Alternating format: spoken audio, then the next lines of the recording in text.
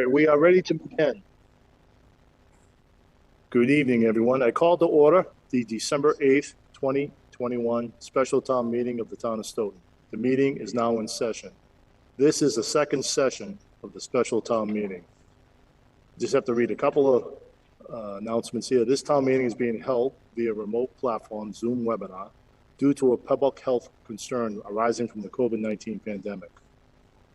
This meeting is also being broadcast live through the Stoughton Media Access Corporation, SMAC, which is being recorded for future broadcasting.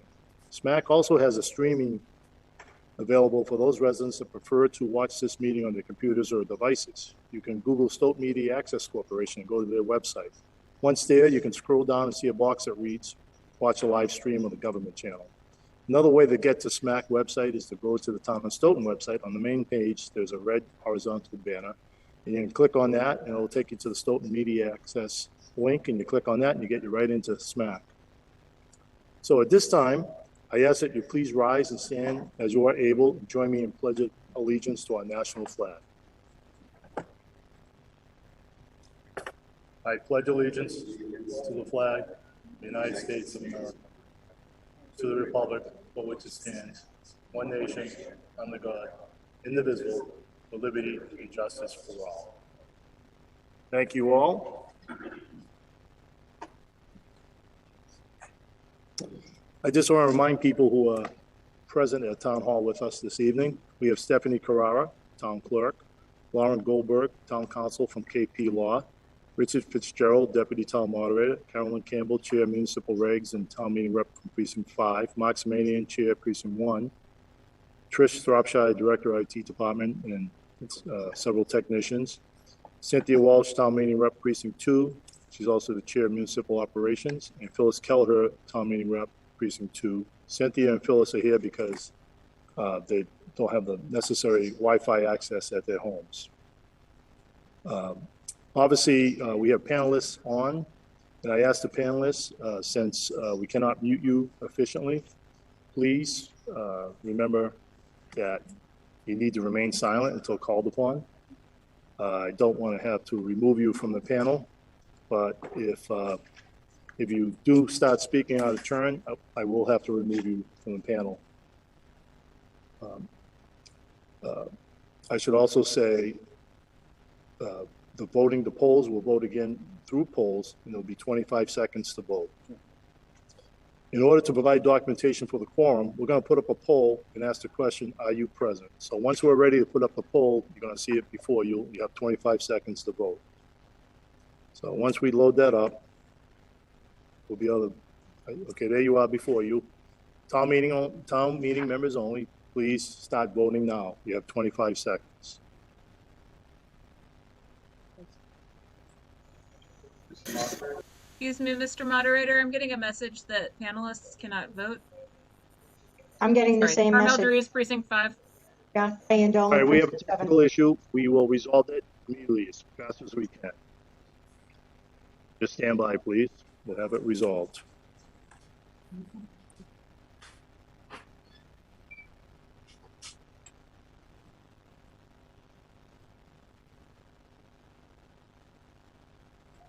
Yes, I'm sorry about that. I allowed panelists to vote. Should be all set now. Yes, Trish, it's all set. Is it allowing us to vote? Okay, yeah, please that worked, vote Bob. accordingly. I'll give you about 30 seconds out just because of technical issues.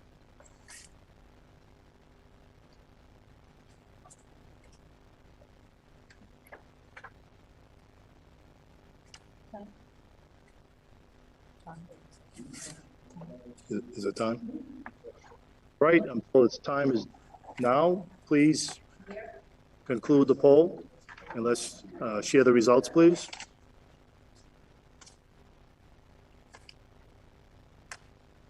And we need to see the numbers.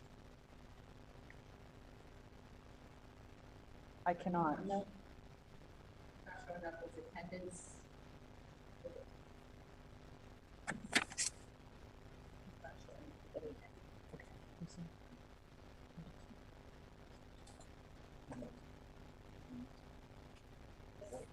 We're just not waiting for the numbers to be shown on the screen.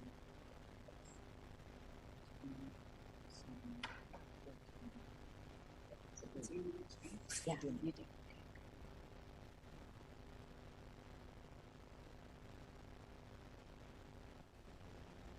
All right, the numbers are being related by the town clerk and see the numbers. And in a moment, you will read the results.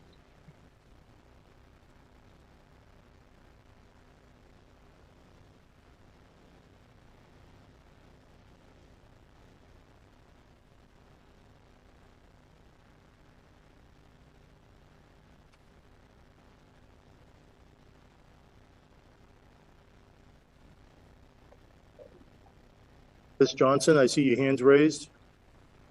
Can we bring in Artist Johnson? I believe it's a point of order.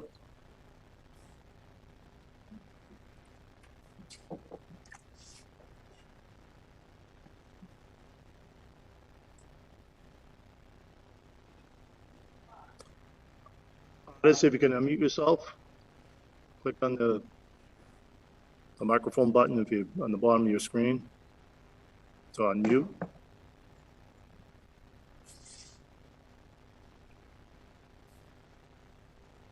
Okay, well, waiting for Artist. George Stalinsky, why don't you unmute yourself? Go ahead, George. Identify yourself, please. Thank you, Mr. Moderator. George Stalinsky, Precinct 2 Chair. Based on my attendance count, we have all 21 people present at the meeting. Thank you. George, we're only showing 19. I have 21. Everybody's Okay. analysts and attendees. All right, we confirm you have 21 town meeting reps. We did confirm that. Thank you, Mr. Dolinsky. All right, here we go. Stephanie, are you ready? Yep. Okay, the town clerk will now reveal the numbers for the attendance and provide the quorum.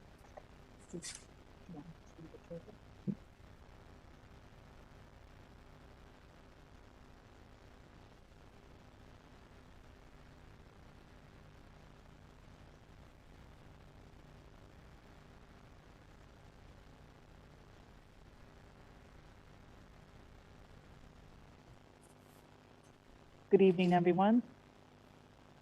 The count for Precinct 1 is 13. For Precinct 2, 1. For Precinct 3, 19. For Precinct 4, 14. For Precinct 5, 15. For Precinct 6, 15. For Precinct 7, 10. And Precinct 8, 14. The total is 121 town meeting representatives. Our quorum is 85. Thank you, Stephanie. Now we know we have a quorum, so we will proceed with the second session of town meeting, the special town meeting. The first order of business, I will now invite procedural motions. Do I hear a motion to approve the procedural motions that are listed on the virtual table? So made, Mr. Moderator. Motion made by Mark Semanian. Is there a second? A second. Second by Carolyn Campbell. All right, we have to. Yes, we have a poll ready. We're going to put the poll before you. Motion's been made and seconded, and there'll be a poll shown on your screen momentarily.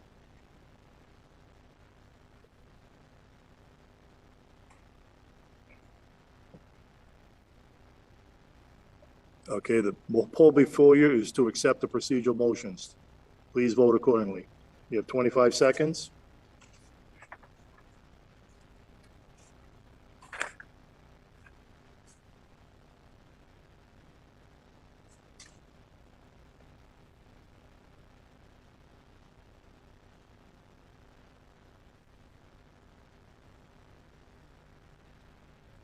All right, time has expired. Can we close the poll and reveal the numbers?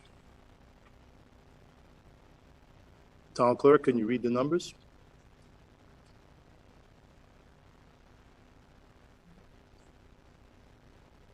Mr. Moderator, Yes. procedural motion vote is yes, 125, no, 2, 1 abstention. All right, the motion passes, 125 yes, 2 no, 1 abstention. Thank you all for voting. We're going to move along. Just a couple. This is a virtual meeting. And also we have to use the functionality that is provided for in Zoom. Raised hand is used for requesting to speak, which on the Zoom webinar, you get into the queue to speak. And once you raise your hand, you'll be able to see the listing of people in the queue. Q&As for use for points of order. Please remember, any information on the chat within the Zoom webinar is part of the record. So I ask you to be careful what you're saying out there. And also, I ask you no profanities this evening. We're on TV, we're live on SMAC. There is some etiquette involved here. Please be kind to each other and be kind to the moderator. So let's move on. Do we have any announcements from the town clerk? Thank you, Mr. Moderator. Stephanie Carrara, Town Clerk. I just want to remind everybody again that please, please, please pull your town meeting rep papers. They're not due till February. The district lines should be in the state and certified by the state by December 31st of this year. So please, if anyone has any questions, please call or come in. I'll be more than willing to go over them with you. Right now, I cannot give you a definite, but again, by December 31st, it will all be confirmed by the state. Thank you. Thank you, Stephanie.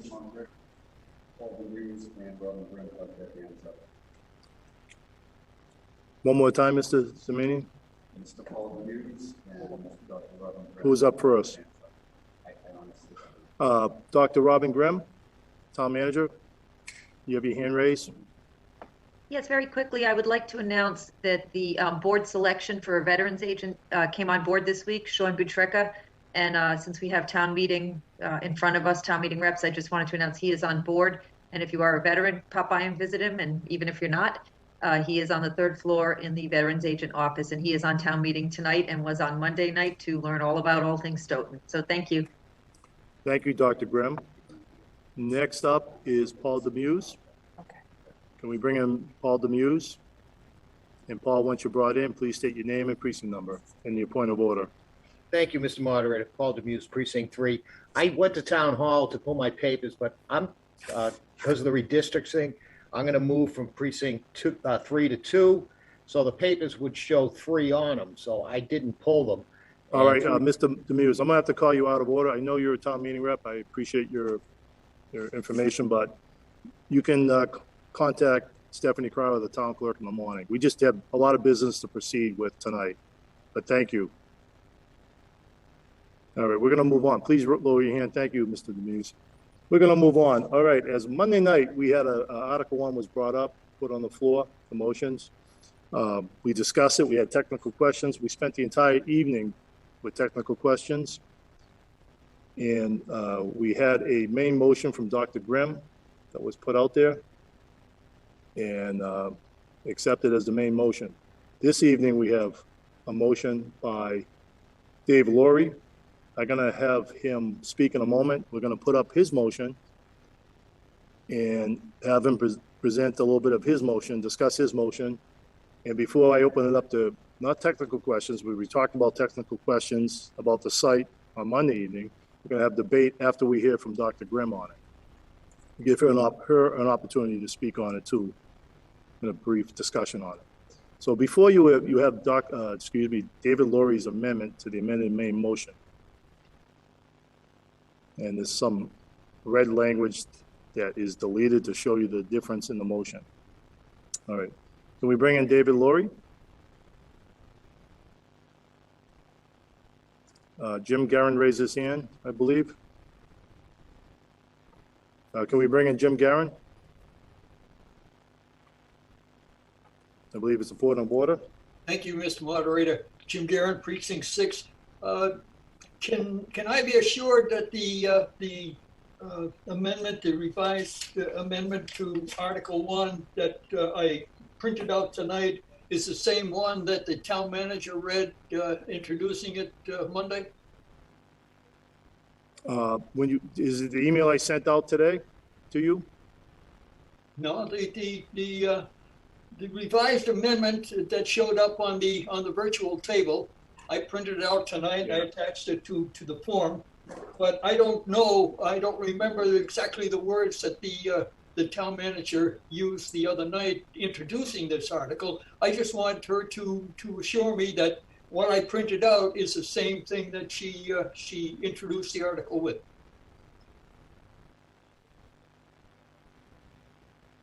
Mr. Guerin, so I'm assuming, are you saying you want the original motion up? No, I want somebody to tell me that the motion I'm looking at here is the same one that the article was introduced with the other night.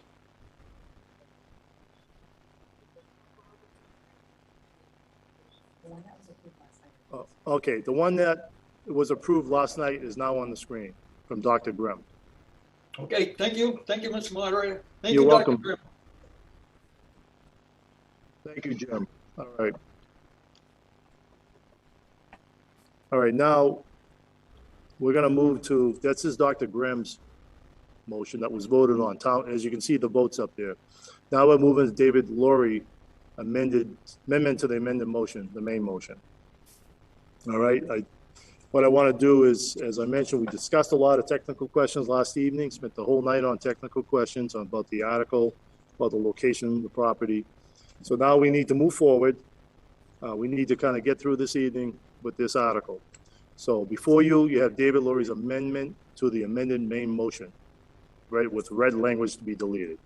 Mr. Laurie, I'm going to ask you to be brought in.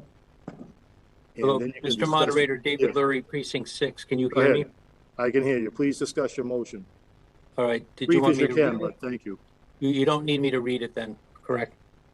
No, I think it's before. If anybody has any problems, any town meeting reps, they can't read it, they can raise their hand. We can have you read that section of it. I appreciate that very much. Well, first of all, 1 second. We're just making sure it's okay. 1 second, please. Moment, Mr. Gio. 1 second.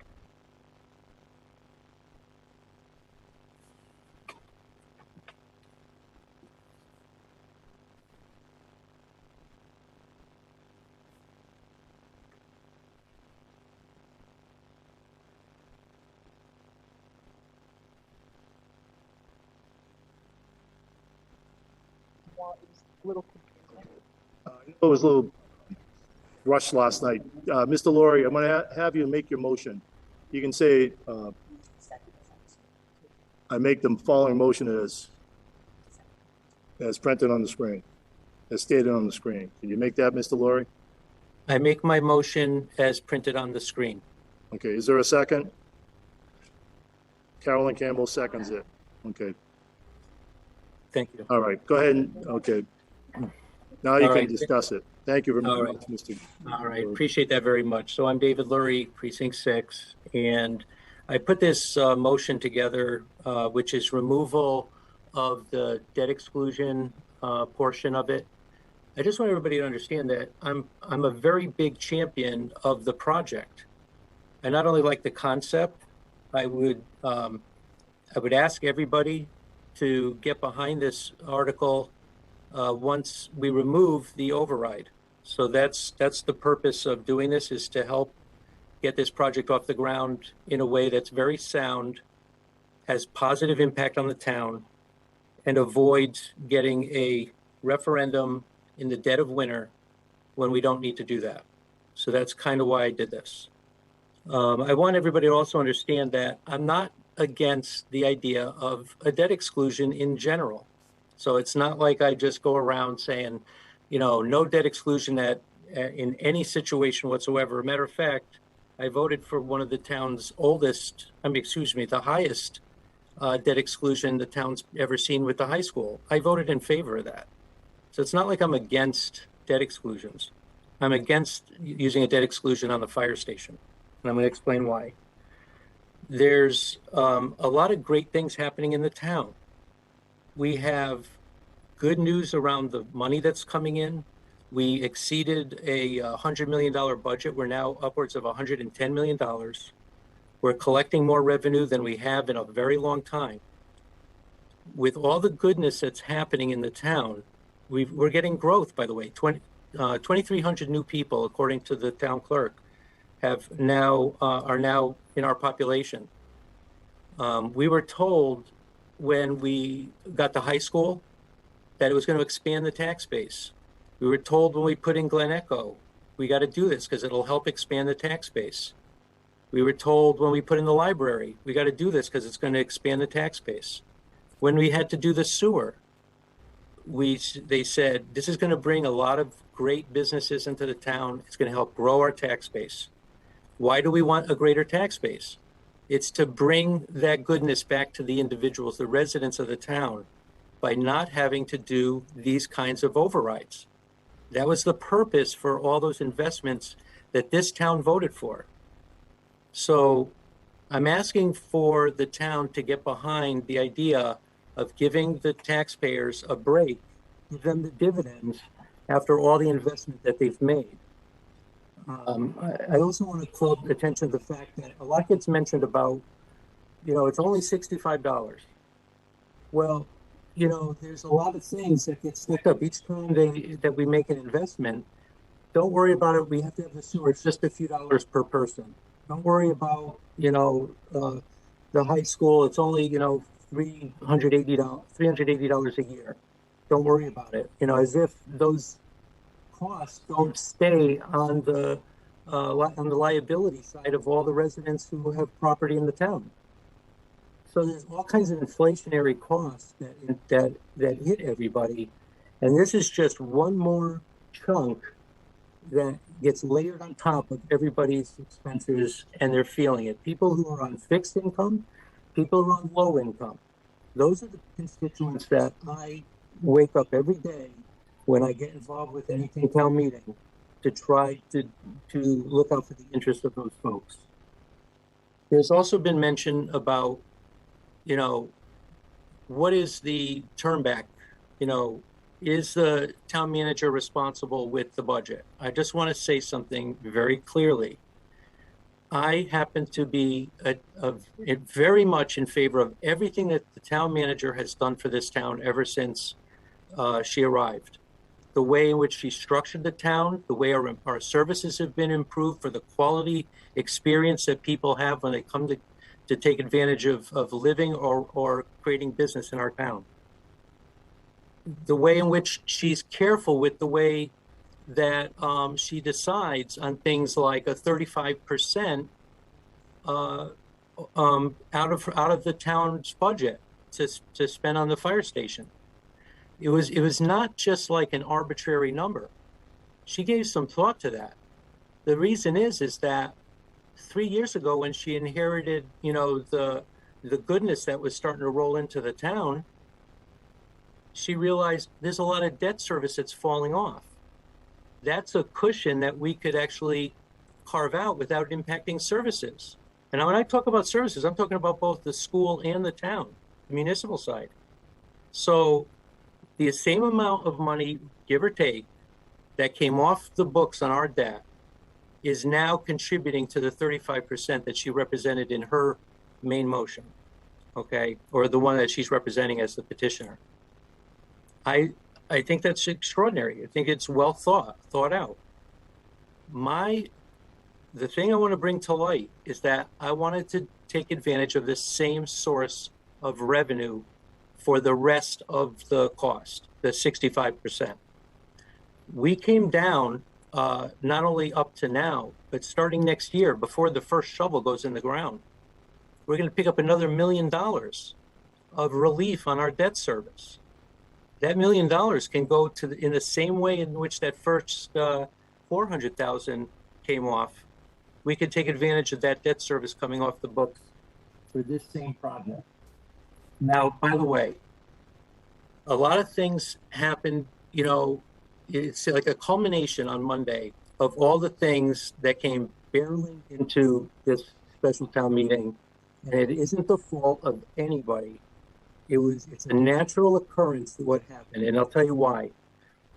We've been struggling without having any kind of a policy, some towns in this Commonwealth have a financial policy statement. Towns as small as Bolton, Hopkinton, these towns are smaller than us. They have policy statements that give them guardrails on how they go about spending on capital projects and other things within the budget. We don't have one in Stoughton. We do have a debt service policy. The board in 2017 signed our first one, and it was forced on the town to get the borrowing for the high school. It puts a limit of 10%. I want to bring up, could you bring up, is it okay, Bob, to bring up the document I was talking about? You, 1 minute, Mr. Laurie. I could try to share my own screen, but. We're going to bring it up right now. We're going to bring up, you have only a couple more minutes, Dave. You're up to 10 minutes already. I only need a couple. Okay, can you All right. slide down to the first section in yellow? This document was developed by the Division of Local Services, which is part of the Department of Revenue. These are not my words. This is not written by me. So on debt financing, if the recommendation for developing a policy, it says, use available funds to the greatest extent possible to reduce the amount of borrowing on all debt finance projects. There wasn't one mention of cash in the motion that was presented. And by the way, I could understand why there wasn't that much done, because the board was by the way, it's filled with finance committee people who are very strong voices on doing things the right way. That you know, at the finance committee's loss, they now sit on the board, and they did the right thing by actually developing a working group with the finance committee, with a liaison that's going to help develop policies that address these very things in terms of how to develop a financial policy statement. It's missing from the town. So we're barreling forward with this project without having those guardrails. They actually understand the need for it, but the town needs a fire station so desperately, we're willing to give up the principles in how to do things the right way. If you could scroll to the next yellow section, please. All right, thank you. Debt limits. Town will adhere to these parameters or guardrails as a control for maintaining consistent capital investment. The town will seek to replace maturing debt obligations with new issuances. New issuances is new debt. It says don't drop your debt down to zero. It says maintain your debt obligations with new debt so that year-to-year debt service is maintained at a target level, representing, in this case, they're saying 4 to 6% of general fund revenues. The town will also seek to fund a greater proportion of its debt within the base annual tax levy, as opposed, you see the word opposed, to using debt exclusions. In other words, they try to encourage towns to avoid the debt exclusion, with the goal of eventually achieving a consistent level of annual non-excluded debt service equivalent to 3% of the general fund revenues. Secondly, town debt service, including debt exclusion. Excuse me, Mr. Laurie, you gotta wrap it up. Dave, you gotta wrap it up. And any supporting debt, I'll just wrap it up here, shall be limited to 10% of general fund revenues. Does anybody know what percent of debt service we have against our general fund revenues? It's never been discussed. They didn't have time to bring it up. We haven't had time to roll up our sleeves in a working group to look at what percent of our general fund revenues is debt. Mr. Laurie, okay. That's why Laurie, I'm encouraging, I'll wrap it up right there. Stop you right there. Thank you. Thank you very much for your discussion on your article. All right, I do have, before I have Dr. Grimm weigh in on that, I have Pat Colburn. We bring in Pat Colburn. I know you have a point of order regarding technical questions. Why don't we bring her in so I can have a brief discussion?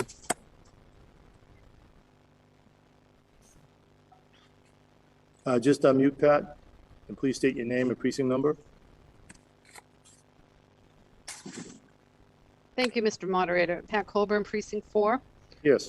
My technical question, or I should say my point of order, is that we didn't have a chance to do technical questions regarding the specifics of this amendment, which is to take away the debt exclusion.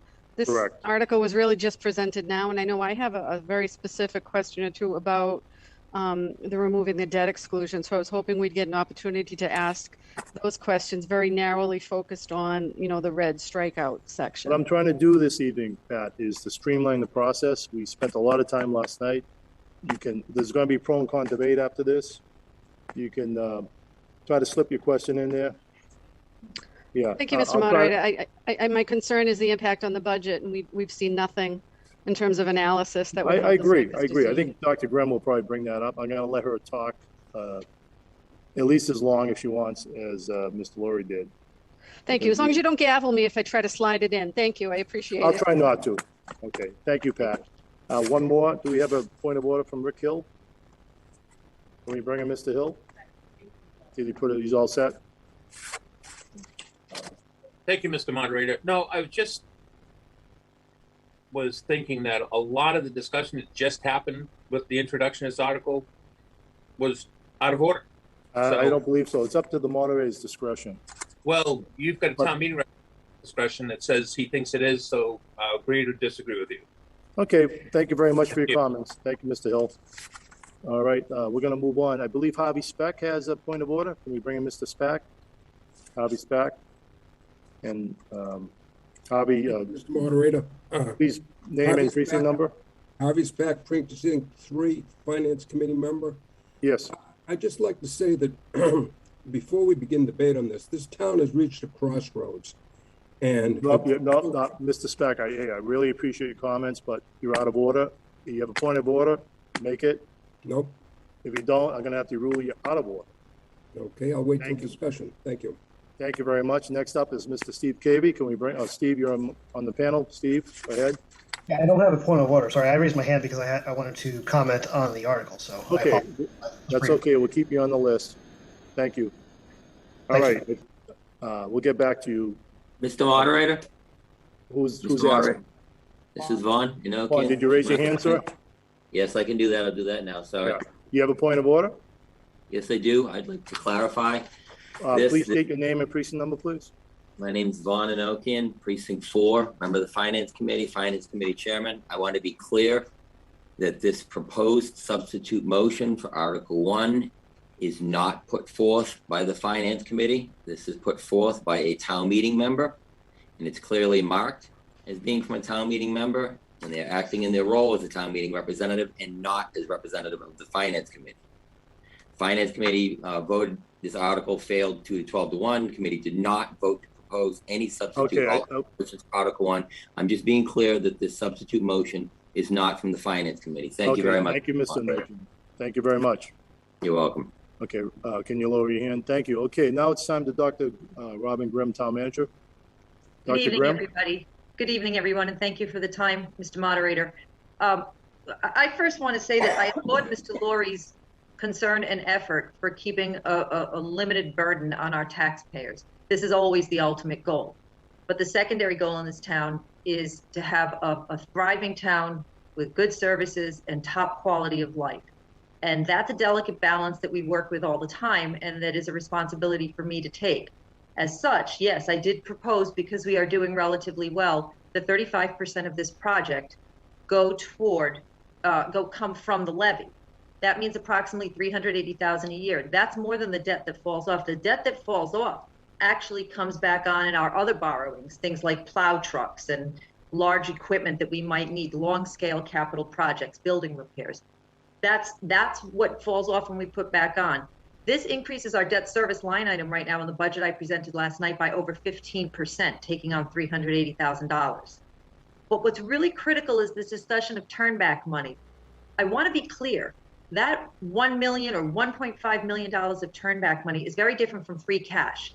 Free cash is our unrestricted fund balance. A lot of communities call that their rainy day fund, and that's what bond ratings agencies look at when they're determining what our credit rating will be. And that determines what our interest rates will be. So the bond rating for a town is critical for its long-term health. The unrestricted fund balance for communities should be anywhere between 5 and 16%. 5 is the bottom. We are at approximately 5 million and change of free cash. That is just under 5%. And if you look, and Mr. Laurie talks about the DOR notice, which is important. And yes, you would never want to borrow if you don't have to. But the Government Finance Association, GFOA, is very clear that you should have about 2 months of your operating budget as free cash, unrestricted fund balance. That for us would be over $8 million. We're not even close. GASB standards are very clear that any extra money you have should go toward funding OPEB. We're desperately trying to fund OPEB. I just want people to know what happens with that extra money. It's not fluff, it's not padding, and it doesn't go into some mystery pot. It gets used, A, to buy things like trash trucks. You'll see a trash truck later on as an article. That can be poured out of, we call it free cash, but it's ultimately the turnback money that doesn't go into the unrestricted pot. We use that money for that. One-time purchases. To rely on this ambiguous, we might have extra in the budget, amounts to basically a structural deficit. There is no 1, 2, 3, 4 line items I can point to that every year I know I'm going to have extra money, or else I would have cut them by now. And I put up a slide on my Facebook page that showed the trends on my budget increases, and they're relatively minimal because we don't do that, and I got rid of anything in those budgets. When I saw that we had budgeted line items that weren't being expended every year, and I don't allow for blatant fourth quarter expenditures, I monitor every expenditure that goes through this town. And when we saw line items that in the fourth quarter weren't expended, the next year I just didn't budget them as high. And that's how we've been able to maintain very moderate increases. A $1 million or even a $2 million turnback on a $110 million budget is under 2%. That, anything less than that would be imprudent. That would mean that I budgeted dangerously close to running into trouble and then having to dip into that unrestricted fund balance. And that number there, whatever we don't use in free cash, goes toward the unrestricted fund balance, which we still should be growing. We know that we know we're going to need a South School down the road. If our bond rating drops, God forbid, or does not maintain steady, and we would love for it to go up, we will not be able to get optimal interest rates to borrow, and projects will cost millions more. So I respect and applaud Mr. Laurie's efforts to say, let's not put this on the taxpayer. But the burden on the taxpayer, if the bond rating drops, becomes far more detrimental to the town across the board. And that's really important to note. When I interviewed, I remember very clearly the night of my interview, and I can see Mr. Cavey on my screen because he was one of the members of the board, the only member still I had the board on. And I can remember saying this town is sitting on a cliff when I came in. Mr. Laurie talks about goodness starting. Well, it was, because the operating budget slowly was reducing its dependence on one-time fills, structural deficits. And I can remember saying, you're still using some structural deficits. We need to get rid of those. And you have stabilization funds that are designated, but your rainy day fund isn't big enough. And I assured everybody at that time that if I were hired, I would work to rectify that. And that's what we're doing, slow but sure. We need to fund OPEB, our other post-employment benefits. This is the thing that rating agencies look at. And why these matter, it's just like your credit rating. If you let your credit rating plummet to 500 or 400, you're not going to be able to borrow money. Or if you are, it's going to be at like shark rates. That's why this matters so much. I would love to have as little as possible on the taxpayer. And I can assure you, if Mr. Laurie's right, and we're very excited about the future of this town and the potential growth, particularly hopefully down the road commercial growth, which doesn't burden us as much because it doesn't impact the school system in a negative way. If that happens and we have more growth, we don't have to go to that 65% every year. If I can pay more of it out of the budget in any given year, that would be wonderful. But to do it right now, the negative impact, I hope some of you read my letter. Dr. Raab wrote a tremendous letter as well. I see his hand up as well, and I will defer any remaining time to Dr. Raab. But I just want to be clear, I respect Mr. Laurie putting up the DOR guidelines, but I'm looking at the Government Finance Officers Association, the GFOA, the GASB standards. These are national standards that our rating agencies look at. And from 17 years of experience of dealing with bond rating agencies, I can tell you the critical danger you will put the town in. We will become a community that potentially ends up distressed. And that would be devastating for this town. We have come too far and we have too much ahead of us. And yes, I assure you, I do everything in my power not to ever overspend or hold on to too much taxpayer money. In fact, we argue about the healthcare reserve. We try to keep that as limited as we possibly can. We burden the taxpayer as little as possible. And that's why when I took over this project, when it was put into my staff's hands, I sat at a table and I distinctly remember looking around at my team and saying, this will be less than $20 a quarter. And that's how we actually ended up having to come up with the 3-building idea. Because what we got handed was a $31 million concept with one fire station on a larger lot, incorporating all of those things. The reason for this design, it turned out I'm excited about the design, but the real driver was finance. And when we got it down to 27.3, we got under my sort of stipulated, okay, they looked right at me and say, how much are you willing to have this cost? And I said, no more than $20 a quarter on the taxpayer. And that's where we're at on an average home. That's where we're at right now. I will defer any of my remaining time, Mr. Moderator, with all due respect to Dr. Rob. If he would like to speak, I do see his hand up. Okay, thank you, Dr. Graham. All right, Are Dr. you going to Thomas recognize, Rob. who are you going to recognize, Dr. Rabb or Dave Lurie? Excuse me, Dave? I just want to see who you're recognizing. I'm Because, you know, I recognizing want a Dr. chance to Thomas speak Rob. All right. Dr. Rob, go ahead. Thank you, Mr. Moderator and town representatives. I want to echo Dr. Grimm's concerns. I have to say, coming from the outside as a new superintendent, when I saw the way that this was put together with the 65%, 35% split, I was impressed. I was impressed by the concern over the bond rating. I was impressed by the town's ability to split the debt between 65 and 35, and it made a whole lot of sense to me. And as I looked into this more closely, I was concerned about what exactly is that 65%? What's the number of the 65%? Dr. Grimm had mentioned the 35% at being 380,000. Well, the 65% is closer to 900,000, and that would be the correction that Dr. Grimm would have to find in the town budget in the event that there was no debt exclusion. And that greatly concerns me as a representative of the school district, because in that case, the school district would bear the majority of the burden of that $900,000. So in the event that the school district was in a position of having to cut $600,000 or $700,000 from our proposed FY23 budget, you're talking about staff cuts, you're talking about teacher cuts, you're talking about higher class sizes, and teachers at every level, not just in the elementary schools, but the middle school and high school.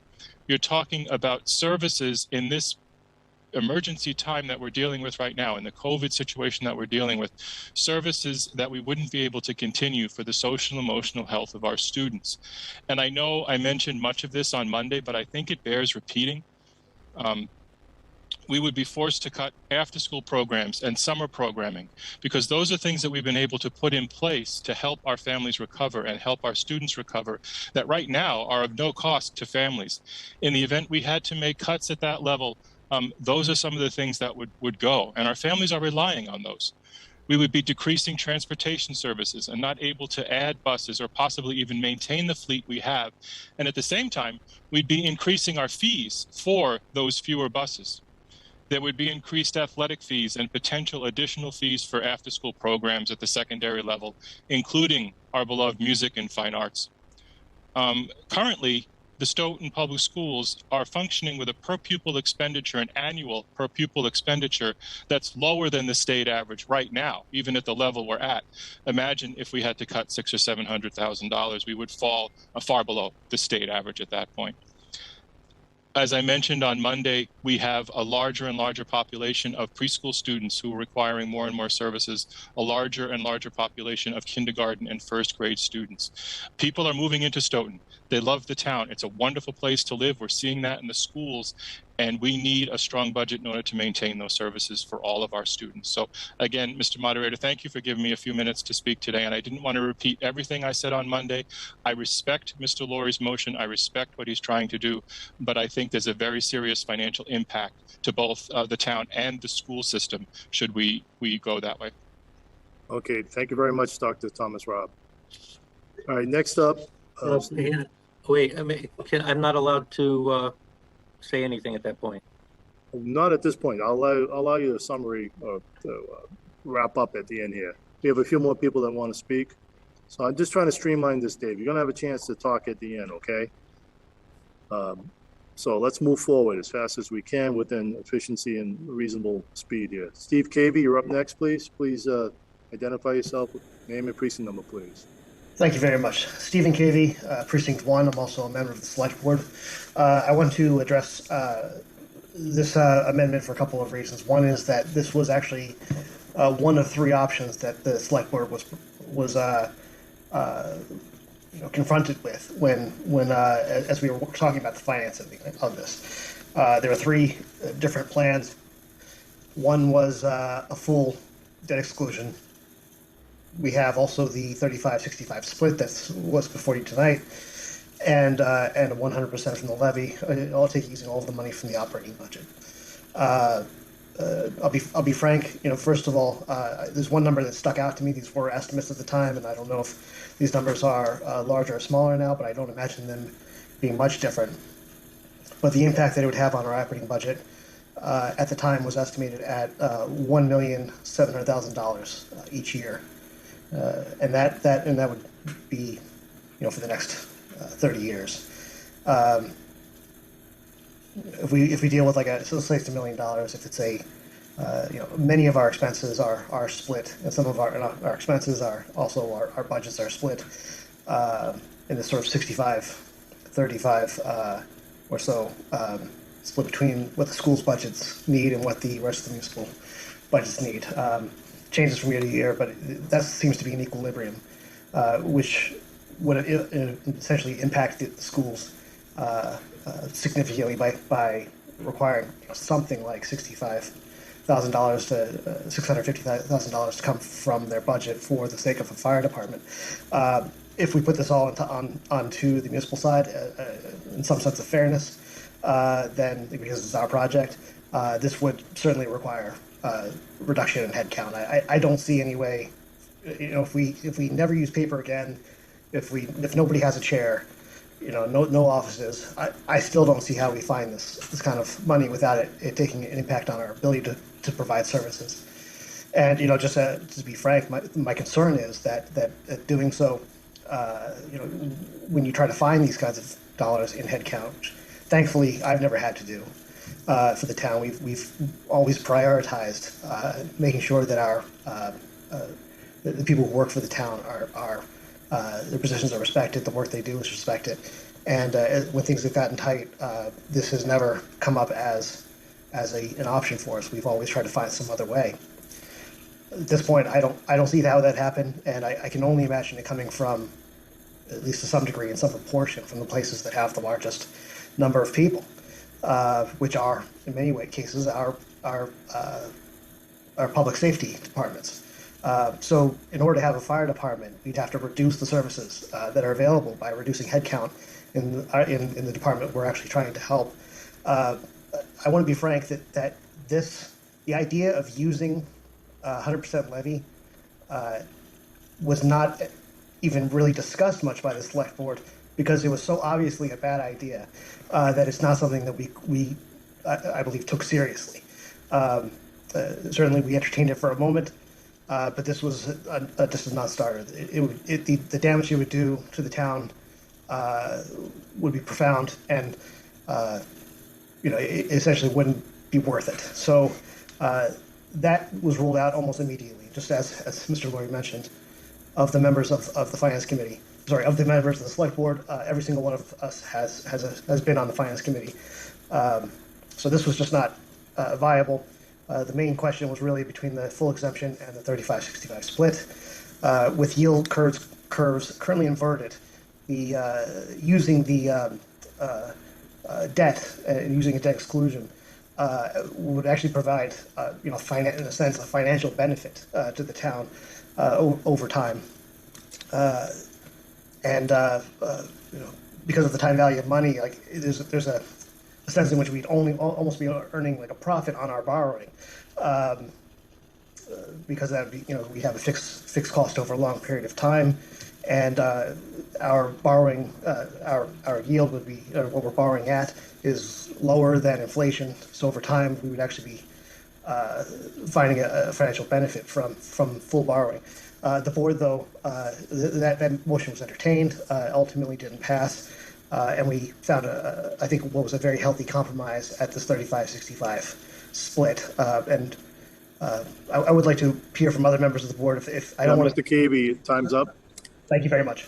Thank you very much, Mr. Cavey. Next up is Carolyn Campbell. Carolyn, you're on the panel. Hi, thank you. Hi, I'm Carolyn Campbell, Precinct 5. I'm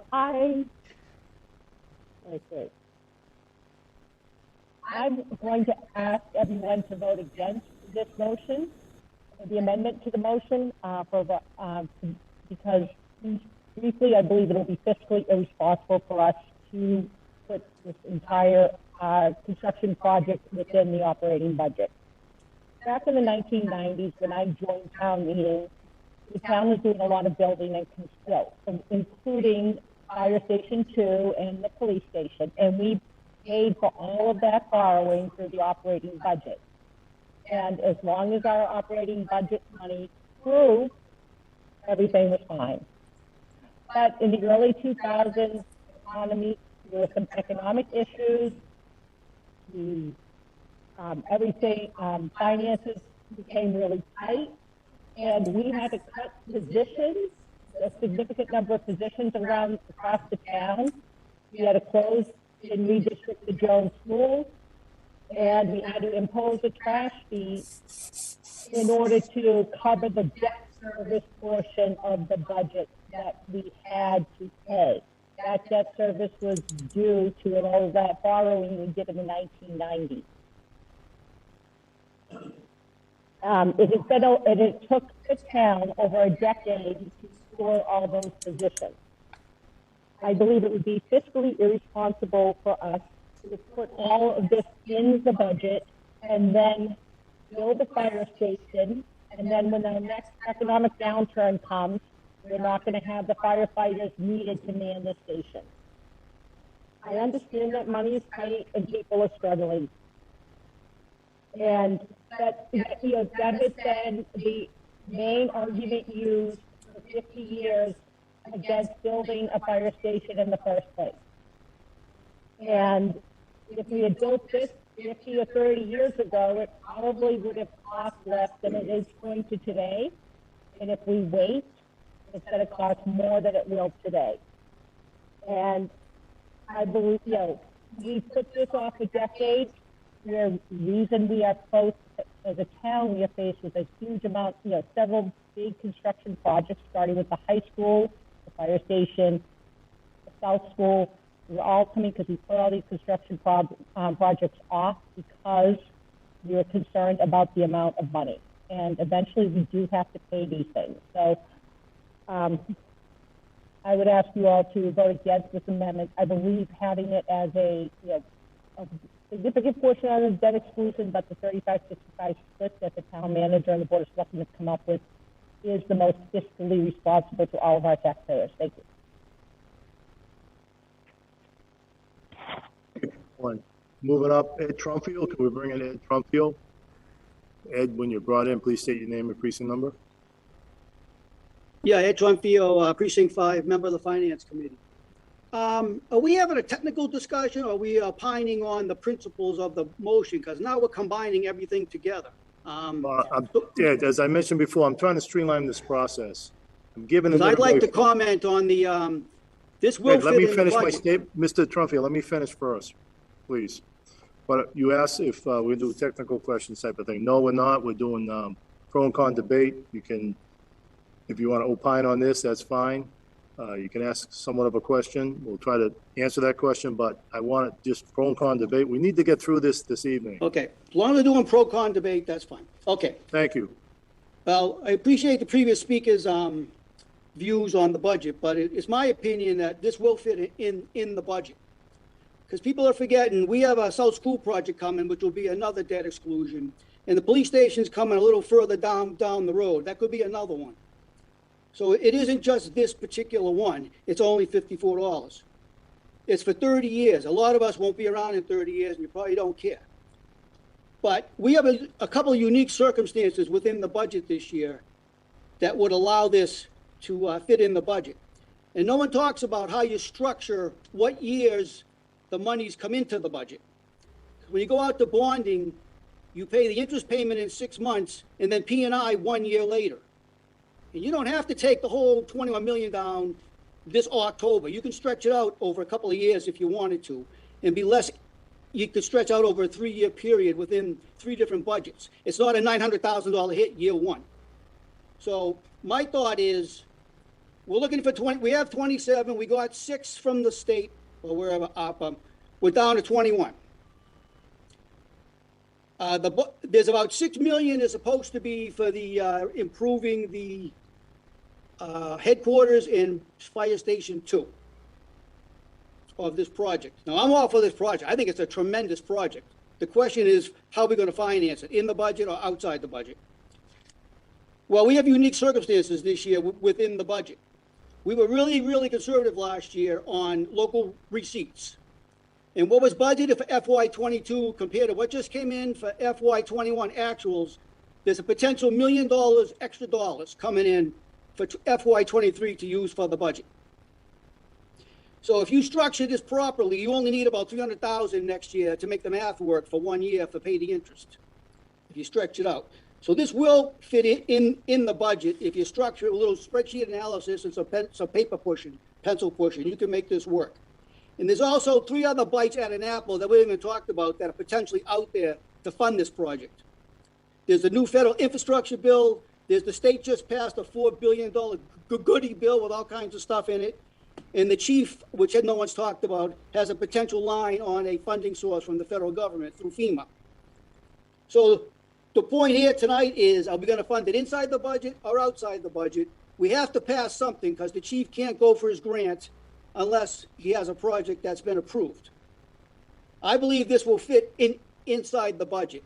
And this don't even include the TIF money, which rolls off in FY25. So you just have to get from here to 25. And that's $900,000 that's coming into the general fund budget that rolls in 25, 26, and 27. So it's not like we're going to be destitute, we're going to cut everything in the world.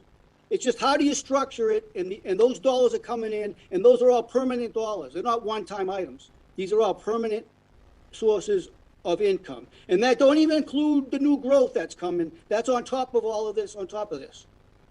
So this will work in the budget. You just got to spread it out properly. And as for our bond rating, we've been $5 million in the fund for the last, 4 or 5 years, and our bond rating has gotten better. So it depends how you look at the world. So I believe this will fit in the budget. And unless you want to have 4 or 5 over debt exclusions, that's up to town meeting. But if we don't put this in the budget, and all that money is available to spend within the budget over the next couple of years. And I think that's a concerning item where this would help tie the hands of that spending within the budget. Thank you. Thank you, Mr. Crumfield. All right, next up is Mr. Scott Carrara. Scott, please identify yourself, name and precinct number, please. Scott Carrara, Precinct 2, member of the Board of Selectmen that did vote for the 65-35 split. I was all ready to see either all in the budget or all out of the budget. And I have to say to Dr. Grimm, town manager, that it was a welcoming option to see the 65-35. This shows the protection of what's inside the budget and not harming what is going on in Harmony now. I laud Dave Laurie for doing the math. He's very good at looking at things. But in this instance, this is going to end up in the hands of the voters. They're going to be the ultimate ones to put the thumb up or down. So we're all going to be holding our breath once this goes out. I am a little worried that if we put the vote out and it's in the middle of the winter and it's a bad time and God knows what's going to happen with the rest of this COVID stuff, we might not get a decent turnout, a real test of the people. But you know, if this passes, I have to say that I was glad that I voted with the members of the board the way we did, the 65-35, because it does protect the school department. Dr. Grimm looked at the impact, and that's why she offered this 65-35. So it's not a malicious attempt by the town manager at all. She knows where we'll be, and if anybody knows where I'll be, I was on the board when the bottom fell out from 2006 to 2008, and thank God we had Bill Rowe. He proverbially opened up the hat that was on Frosty the Snowman and found something inside to save us, because he was very good at helping us out on that. And you just don't know what's going to happen at any time, so you have to go with the heavy-handed approach sometimes, and that's what you have to do. You got to make a decision. So that's all I have to say. Thank you. Thank you, Scott. All right, let's move on. Joe McCrisky, you're up next. Name and precinct number. Actually, you're the Select Board Chair. Go ahead, Joe. Thank you, Mr. Moderator. Joe McCrisky, Precinct 5, Chair of the Select Board. I'm not going to make a long statement because I think everybody before me has mentioned so much on why this motion would be bad for the community. Dr. Rabb, I would personally thank you for your comments because I think it really shows the damage that this could do beyond the municipal side of government, but how it impacts the schools as well. I want to applaud the people that really were there. I'm not the greatest financial mind, and I always look to surround myself with people that are better than me. But our budget team, the same people that put together the funding plan for the high school, have really knocked it out of the ballpark again as something that's affordable for the residents without impacting the budget. And I think that's all we want here. No matter what office we have, we're all in this room as Stoughton residents deciding what's good or what is in the best interest of our fellow residents. This is an important issue. This article, when it's passed, is going to allow us to go to the residents and state our case to the residents is where it belongs. And putting this into the budget, I don't think that we're going to be able to look the residents in the face and say that, the future is all that bright. We're going to struggle. And everything that they're talking about, turnbacks and money coming off of tips, that's great, but that money still needs to be appropriated through the budget process as well. And again, this has damage beyond what we can see right now. I would urge town meeting representatives to please vote against this amendment. Thank you, Mr. Moderator. Thank you, Mr. McCrisky. Moving on, I got an email from Marty West yesterday. He wanted to speak on this article. Can we bring in Marty West?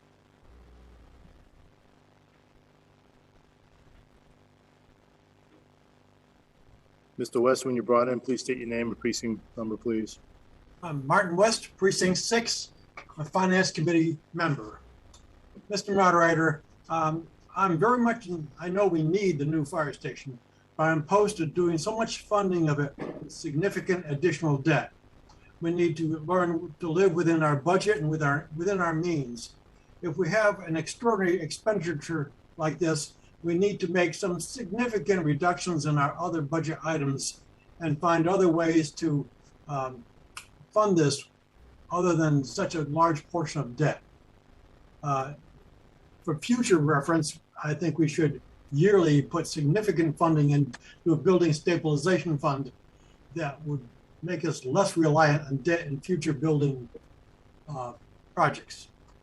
But since we have not put ourselves in that position, I support Mr. Lurie's amendment to the Article 1 motion. Thank you. Thank you, Mr. West. Moving on, we have Javi Speck. Can we bring in Javi Speck, please? Thank you, Mr. Moderator. I'd like to pick up where I left before. This town's at a crossroads right now, and I appreciate the school department's position, and I see everybody else's position. The one thing I want to say is no one's looked at the senior resident position in this town. In my general neighborhood, there are 5 houses occupied by seniors that I can think of. At least 2 of them are widowed. They're on fixed incomes. Now we're going to have a reevaluation. Their taxes are going to go up. Yeah, taxes are going to go up because of this override here. And again, South School, police station, what's going to happen is we're going to drive the senior residents of this town out. Now, if someone in my neighborhood sells their 3-bedroom home, where 1 or 2 adults are living there, in moves a young family with 2 or 3 children. And next thing you know, you're not going through your normal progression that a town turns over. You're going to have a large influx of school children. And I remember the arguments or the thought that went on when we built the high school. The state said, oh, your projected student population is, you can only have so big an auditorium. You want it bigger, pay for it. Well, I want you to know, if people, a certain percentage of seniors, all of a sudden move out of town, that South School that's projected, let's say $15, $20 million, will be $25 or $30 million. Your high school, you'll have to add on a wing, and on and on and on. So we're going to have to make a decision here. How are we going to fund it? I think Mr. Laurie's idea is the way to go, and Mr. Trumpio seemed to make a lot of sense to me. So I suggest we approve this amendment, look into Mr. Trumpio's suggestion, and go from there, and I thank you for the time. Thank you, Mr. Spack. Next up is Pat Colburn. Can we bring in Pat Colburn?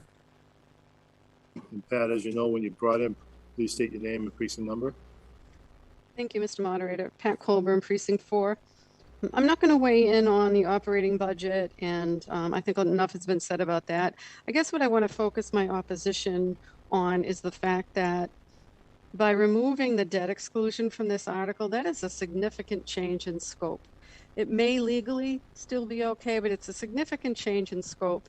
And the public hearings on this article included the debt exclusion, which everyone knows has to go to the voters. So I think to change it now and take it out of the hands of the voters, even though I do share concerns on how they'll vote, I want this to pass. I just think that's too much of a bait and switch. So I'm absolutely against this because the scope is dramatically different than what was in the hearings. Thank you. Thank you for your comments. Next up is Mike Sullivan. Can we bring in Michael Sullivan? When you brought in Michael, can you please state your name and precinct number? Hi, good evening. Mike Sullivan, Precinct 1. I move the question. All right, question's been moved. Is there a second? Second. Yep. Who seconded that, please? Roberts. Deborah Roberts. Thank you, Deborah. Okay, question's been moved and seconded. There are 5 people waiting to speak. Just want to let everybody know. I believe you can see those people on the list. Can they see that on the screen? Okay, they put their hands down. Well, it's 5 people waiting to speak. I just want to note, after the vote, to cut off debate, if it does succeed, I'll let Mr. Laurie speak. So, Mr. Laurie, don't forget, I'm going to have to let him speak. We'll wrap up. 1 second, please.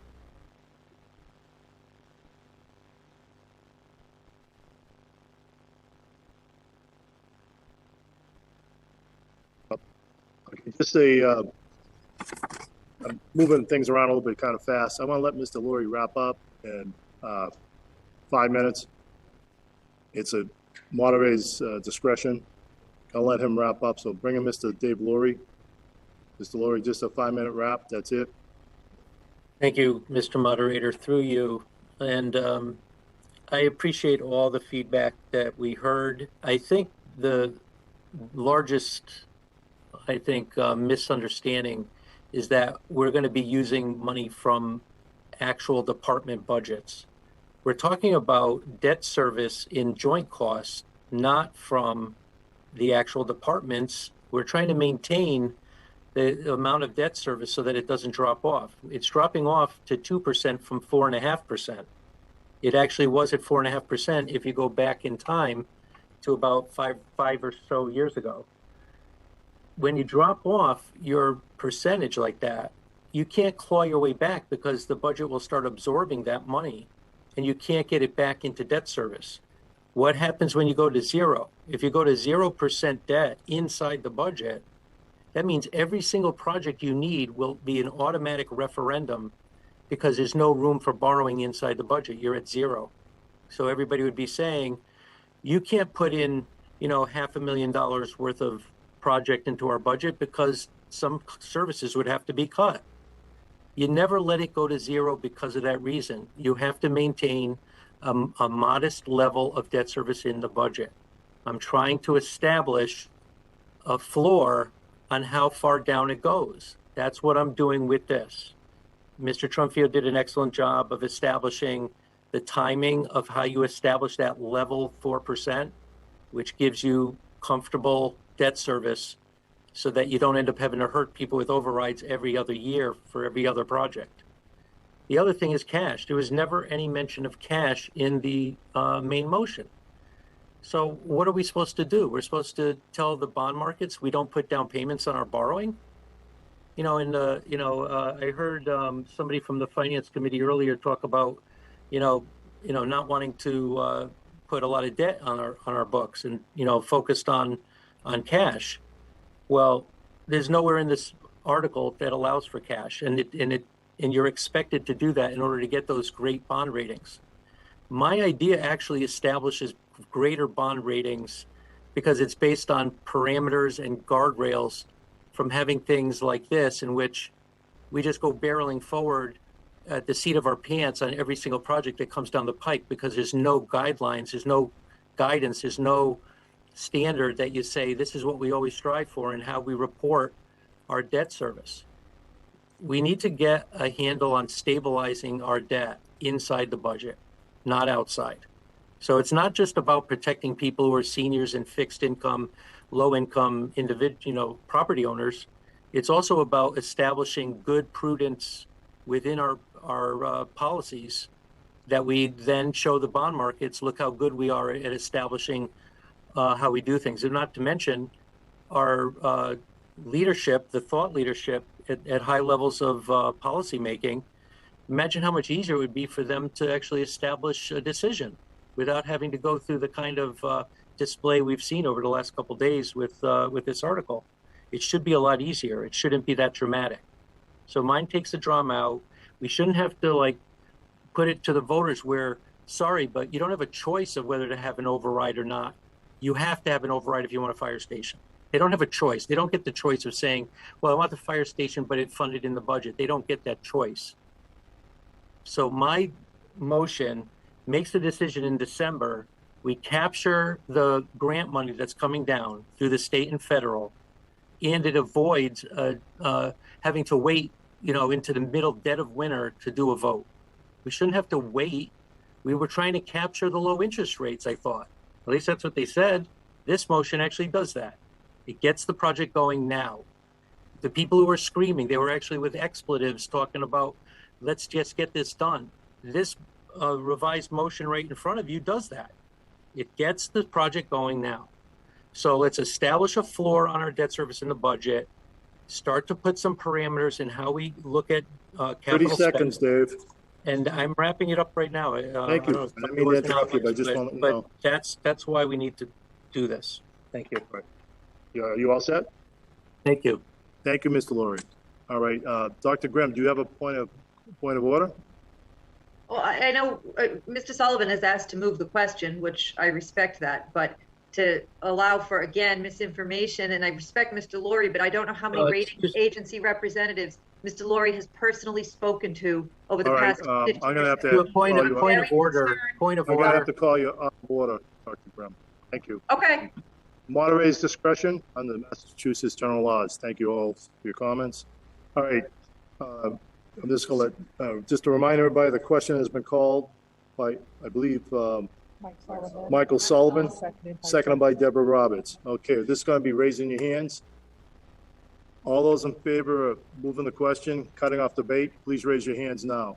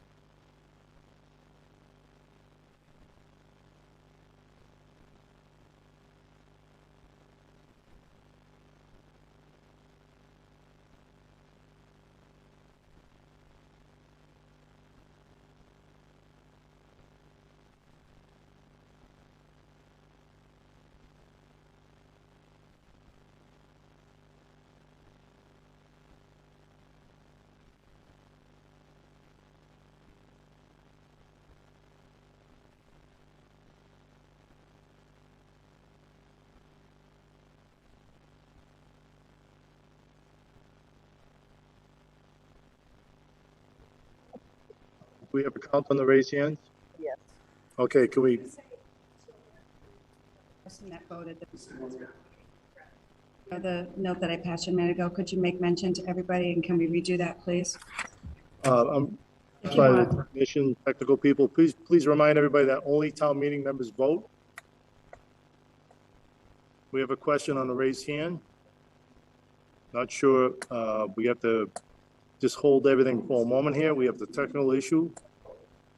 We have a issue, someone who's voting that probably should not be voting. We're gonna check on that right now. So just a moment, get a couple moments to check on this. Thank you.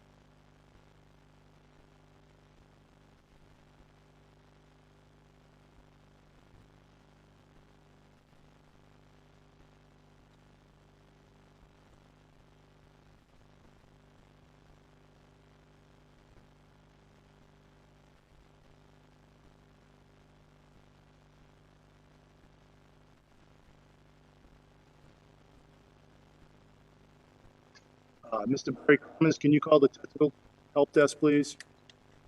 We need you to call the help desk.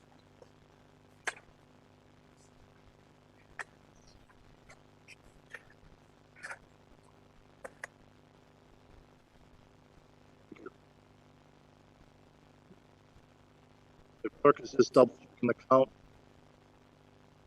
Give a couple more minutes.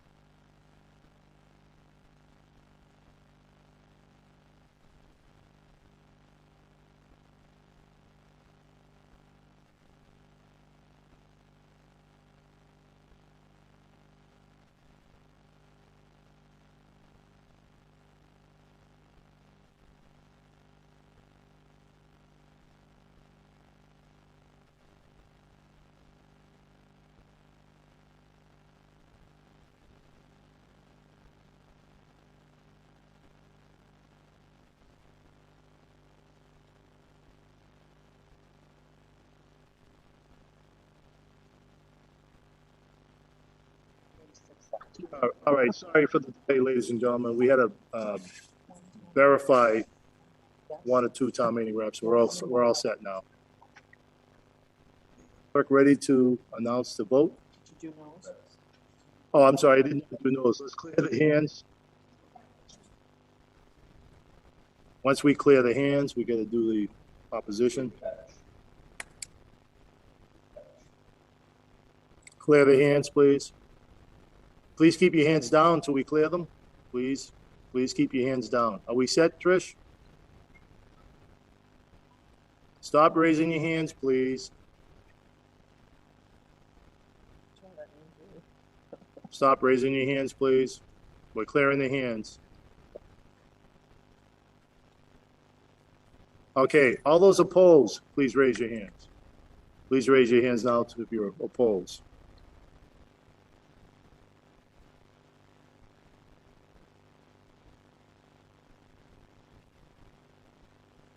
To cutting off debate. This is cutting off debate, yes. Cutting off debate. Thank you.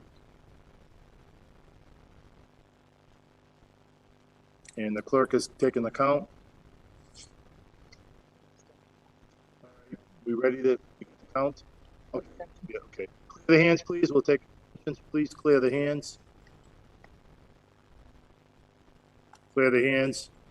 All right, all those that abstain, clear the hands. Abstain, please raise your hands now. And the clerk will take that count.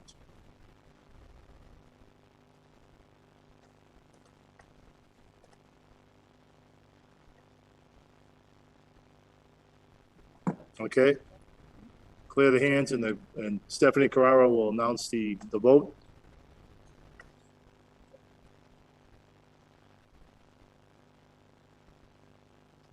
Thank you, Mr. Moderator. I hope everyone can hear me. To cut off debate, yes, 111, no, 24, with 2 abstentions. Okay, the motion passes by a clear 2/3 majority, 111 yes, 24 no, 2 abstentions. Thank you all for voting. All right, now we're gonna move on to the vote on the amendment, amendment to the amended main motion. All right. All right, we gotta just set up a poll. And once the poll is ready for Mr. Lurie's motion, yes. It's coming up in a moment.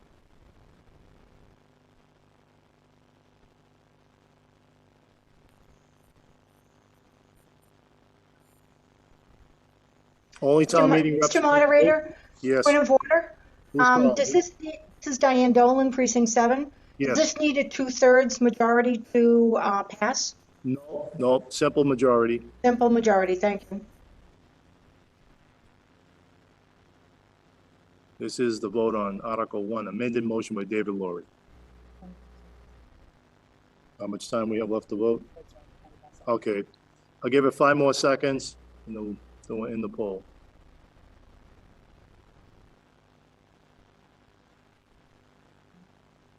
Okay, time is up. Please end the poll and share the results. And when you're ready, the town clerk will announce the results.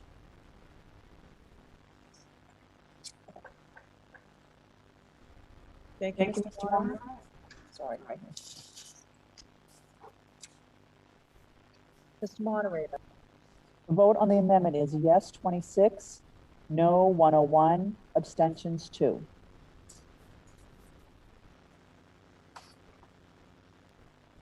Motion has failed. The vote is yes, 26, noes, 101, abstentions 2. Thank you all for voting. Okay, now, but back to the main motion. Can we show the main motion on the screen when you get a chance? As amended. As amended.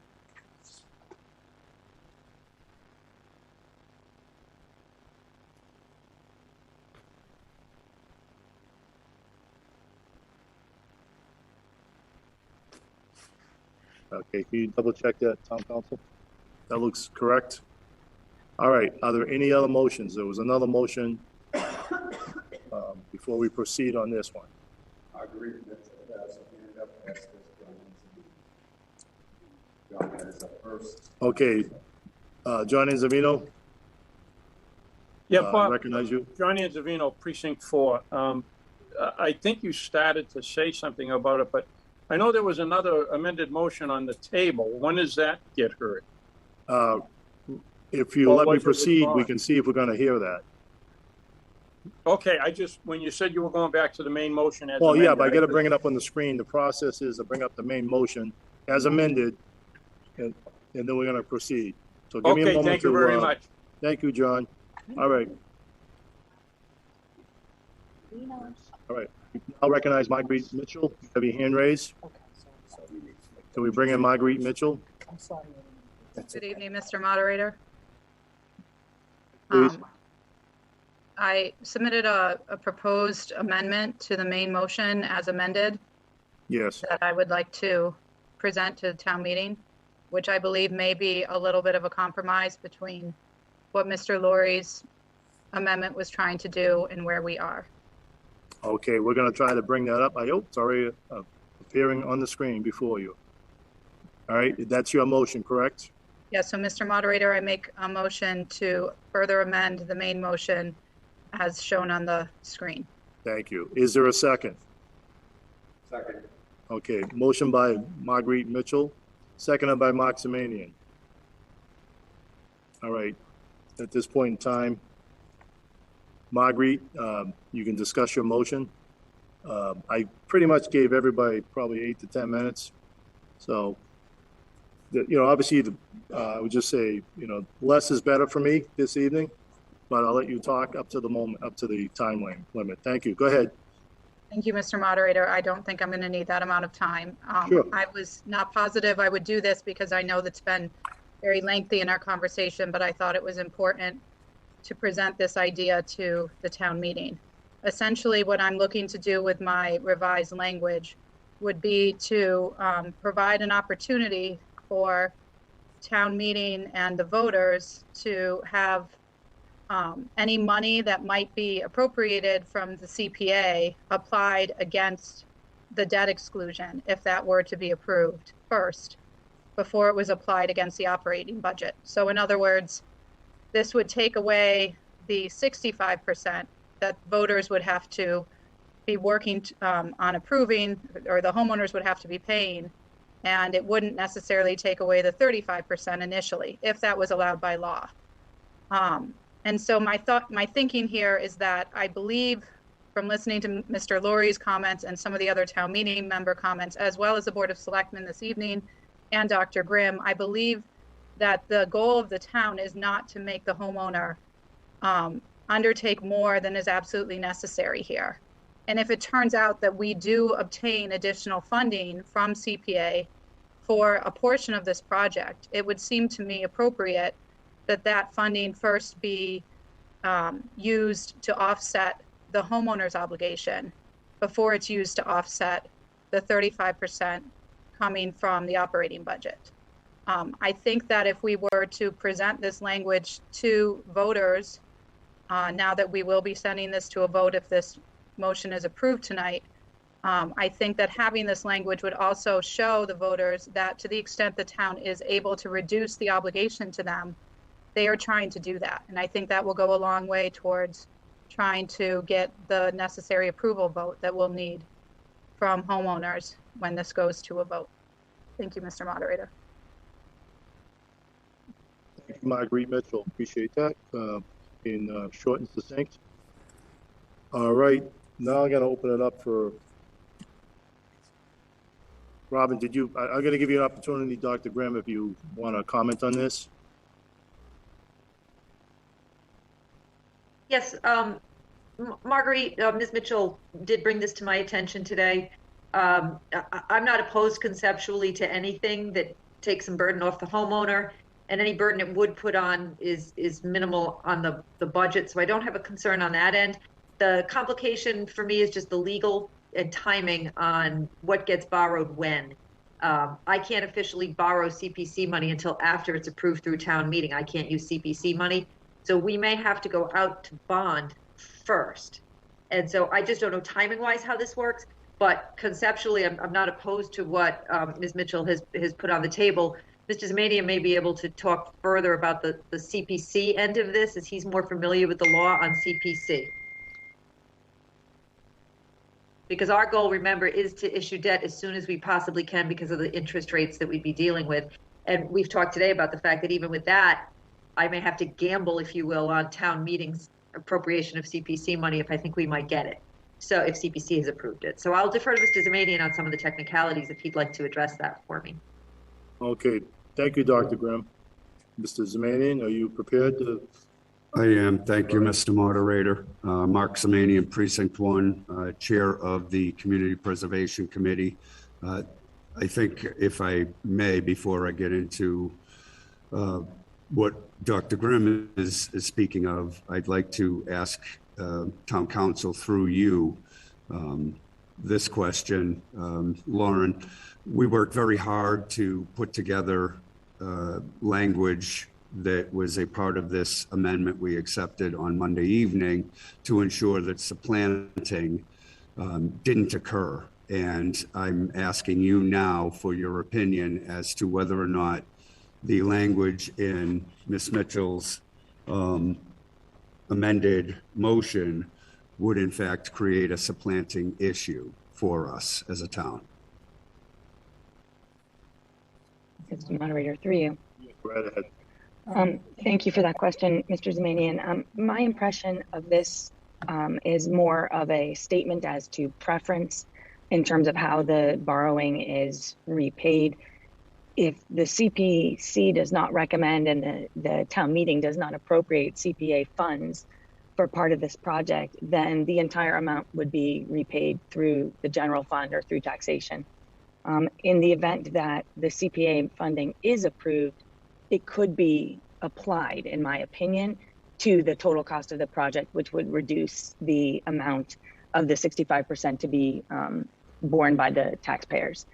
In any event, though, and you know, sometimes we're lawyers for a reason, the language in there that says, to the extent permitted by law, would override any concerns that I might have about the timing. So I think it accomplishes what Ms. Mitchell was trying to accomplish without jeopardizing the town's position. And at the same time, I am not bond counsel and cannot guarantee that that would not affect them. Thank you, Ms. Goldberg. In answer to, or I guess as a follow-up to what Dr. Grimm was speaking about, the CPC has a meeting in January and February.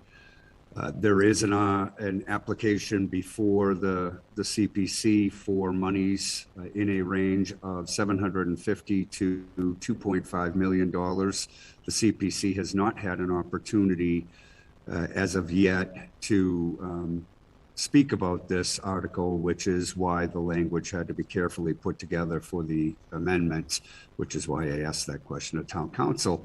I will say that the CPC's intention would be, where we have a timely application, that we would close our questioning and make a recommendation one way or the other to town meeting for the spring. And at that point in time, we would have a dollar figure. I cannot put a dollar figure on it at this point because the CPC has not had an appropriate amount of time to discuss the pros and cons of the application before us. Robin, does that pretty much flush out what you needed me to? Yes, and I'm going to ask Mr. Rowe to address this because we have some logistic concerns with this on how it would work. So, Mr. Rowe, if you could get on and point out some of the things that you may have concerns with this from a borrowing and bonding standpoint. Yeah, thank you, Dr. Grimm. Thank you, Mr. Moderator. Good evening, town meeting reps. Bill Rowe, town accountant. This is kind of an unusual thing. I mean, if we have funds up front, that automatically legally reduces the amount that's allowed to be borrowed. So let's say, for example, the plan was now 27.3 million. 6.3 million of that would be coming from the ARPA funds.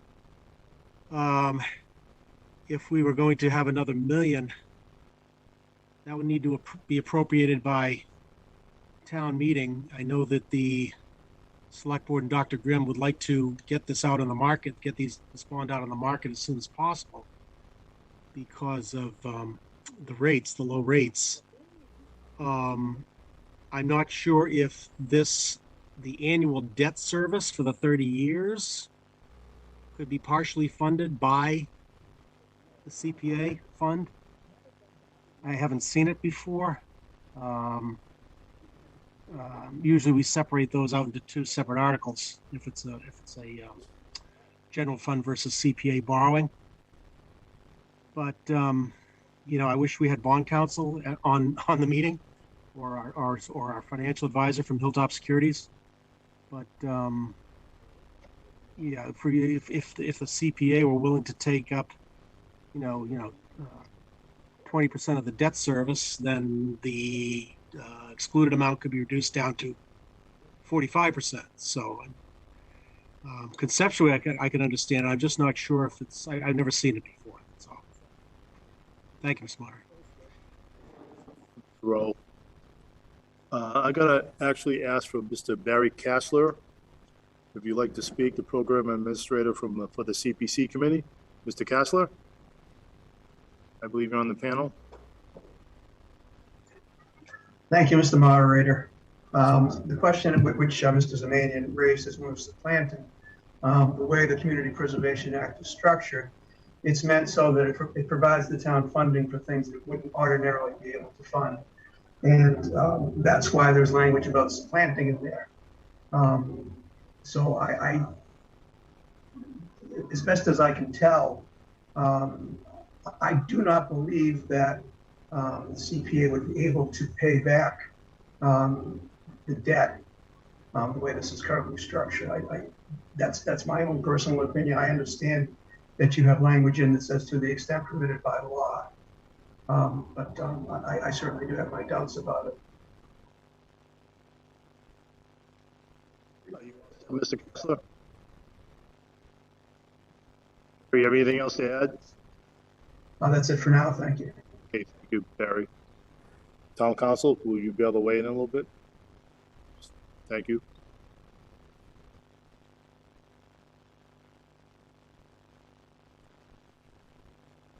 Mr. Moderator, through you, and I have discussed this issue with Mr. Kassler at some length, and I do agree that the CPA funds cannot be used to supplant other funds, meaning cannot be used instead of. The way that this was drafted, as my understanding, was to reduce the total amount to be repaid. In any event, however, again, because the words "to the extent permitted by law" are there, I don't think it will cause a problem in terms of the borrowing. Ultimately, though, as Dr. Grimm has mentioned, and I know she just said so a few minutes ago, the goal, which would be to reduce the additional expenses on taxpayers, can be accomplished without this language. And so ultimately, whether to approve this or not is what I would characterize as a policy decision. Okay, thank you, Town Council. All right, at this point in time, we heard from various people. I'm going to open it up to, we're not going to do technical questions. We're going to streamline this a little bit. We're going to do a little pro and con debate. Next up is Mr. Zemanian. You're keeping score on who's speaking? Yes. Okay, who's speaking? Okay, next up is Eric Coleman. Can we bring in Eric Coleman? State your name and precinct number, please. Eric Coleman, precinct. This is on the amendment before us. Proposed amended motion submitted by Marguerite Mitchell. Eric Coleman, precinct 5. I'm going to have to ask a technical question in order to lead into my comment. It's through you to the town manager. Can the town buy back borrowed money if money becomes available from the CPC or other sources? Hopefully I can get a quick answer for that, and then I'll make my comment. The answer is I don't know. And because CPC can't ever supplant, it's a very fine line. If I could do that, I'm not sure that I can. Okay, and what about money from other sources? Should I ask that again? Well, I think anytime we have more money, we can pay down more debt service. All right. I'm not sure whether I'd like this or not, but passing this would slow down the building of the station and perhaps increase the interest that we'll be paying on the bonds. Any comments would be appreciated. Thank you. Thank you, Mr. Coleman. All set. All right, thank you very much. Any more, Dr. Graham, on that? You good? Okay. Not trying to put you on the spot. I'll move on. Joseph Scardino's next. Please bring in Joseph Scardino. And Joe, when you're brought in, please state your name and precinct number. Yes, Joseph Scardino, Precinct 1, a member of the Community Preservation Committee from the beginning of its inception. I'm going to have to play the Mr. Coleman card and ask a question and then follow up with a comment. This question is to Town Council through you, Mr. Moderator. My understanding is the made motion that's on the floor, not the amended motion, but the one that that the appropriation is for 27.3 million. Am I correct? We're authorized to borrow up to 27.3 million. Am I correct, Town Council? Town Council, could you weigh in? That's correct. So my opinion is that the supplanting question is pretty easy. If you're authorized to borrow, you've appropriated that money, you've borrowed and appropriated the money, and now you're asking to have that figure reduced. That to me is classic supplanting. I don't even think that this is a gray area.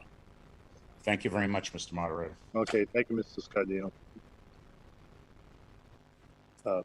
Okay, we're gonna move on. Is Pat Colburn? Can we bring in Pat Colburn? Pat, again, when you're brought in, please state your name and precinct number. Thank you, Mr. Moderator. Pat Colburn, Precinct 4. I'm a little confused by the last speaker, so I'm not sure if my comment has any merit any longer, but my only experience is through the library, and we did not borrow it all at once. We borrowed in stages, and for the life of me, I can't remember what we did with the high school. So I'm assuming it could be done, and I appreciate Dr. Grimm wanting to get bids on the entire amount to take advantage of the interest rates. It would seem we could borrow most of it with the lower interest rates and then maybe save $1 or $2 million and do that last borrowing if we didn't receive the CPC. Anyway, that's my comment. Thank you. Next up is Dave Laurie. Let's bring in Dave Laurie. Thank you, Mr. Moderator. David Lurie, Precinct 6. There's a comment that came up from a previous speaker about being able to use the CPA money for borrowing to, as like their portion of the project to be borrowed. I'd have an objection with that. My understanding is there's a phrase, town meeting appropriates such funds prior to borrowing. So the CPA, according to the language that I'm reading, would be cash infusion from the CPA on some portion of the project, not to be borrowed. Okay, so that I want to get that out of the way. The other is that in order to make this just cleaner without any question about, all this, the complexity aspect of this, why don't we just change the percentage, just do 70-30, or excuse me, the other way around. I should have said 60-40, just change the percentage so that the burden just gets trimmed off from the taxpayer with just a little bit of weight on the budget, because we clearly have enough money for the town to take on some more of the responsibility there. That's it. Thank you. Thank you, Mr. Laurie. I'm going to let Mr. Zemanian from CPC, chair of the CPC, weigh in a little bit. Go ahead, Mr. Zemanian. Thank you, Mr. Moderator. I'll be brief. This through you to the previous speaker. Because the CPC has not made a recommendation, there is no way I could tell here whether or not this would be a cash or a borrowing article that the CPC would present to town meeting in the spring. That's all. Thank you, Mr. Moderator. Thank you, Mr. Zemanian. We'll move on. Steve Cavey. Mr. Cavey, state your name and precinct number, please. Thank you, Mr. Moderator. My name is Steve Cavey, Precinct 1, also a member of the Select Board. Because of our votes on the previous two amendments to the main motion, we have now included a component that has to go to a ballot, and the language that I'm not mistaken, the Department of Revenue requires for that has to be very specific. I feel really uneasy, even though I think that I don't have any problems with the addition of this language. I do feel uneasy about changing it at this point without having input from bond counsel, because the worst case scenario that I could foresee, and maybe I'm not clever enough, but maybe there's something worse, or maybe this isn't quite bad. But the worst case scenario that I see is that we end up with a language that doesn't work, and then we have to come before town meeting again to have the language changed. We've done that in the past. I know that there's a similar article slightly later on that's going to require a similar consideration by the town, just to change a couple of words because we just want to get it right. So we kind of might. I fear that we're going to shoot ourselves in the foot by making a change because we have this language that includes a component that has to be voted in a ballot. So that's my concern. There might be other people who have a better insight into this than I do. So I'll wrap it up with that. Thank you very much, Mr. Moderator. Mr. Cavey. Barbara Enzavino, you're up next. Please bring in Barbara Enzavino. And Barbara, when you're brought in, please state your name and precinct number. Thank you. Barbara Enzavino, Precinct 4, my question's answered. Thank you. Thank you, Barbara. Next up is Roberta Harback. Please bring in Roberta Harback. And Roberta, when you're brought in, please state your name and precinct number. Thank you. I was just going to move the question, but since there was no one behind me, I let go. So I'm good. There's one person behind you. All right, I'll move the question. Okay.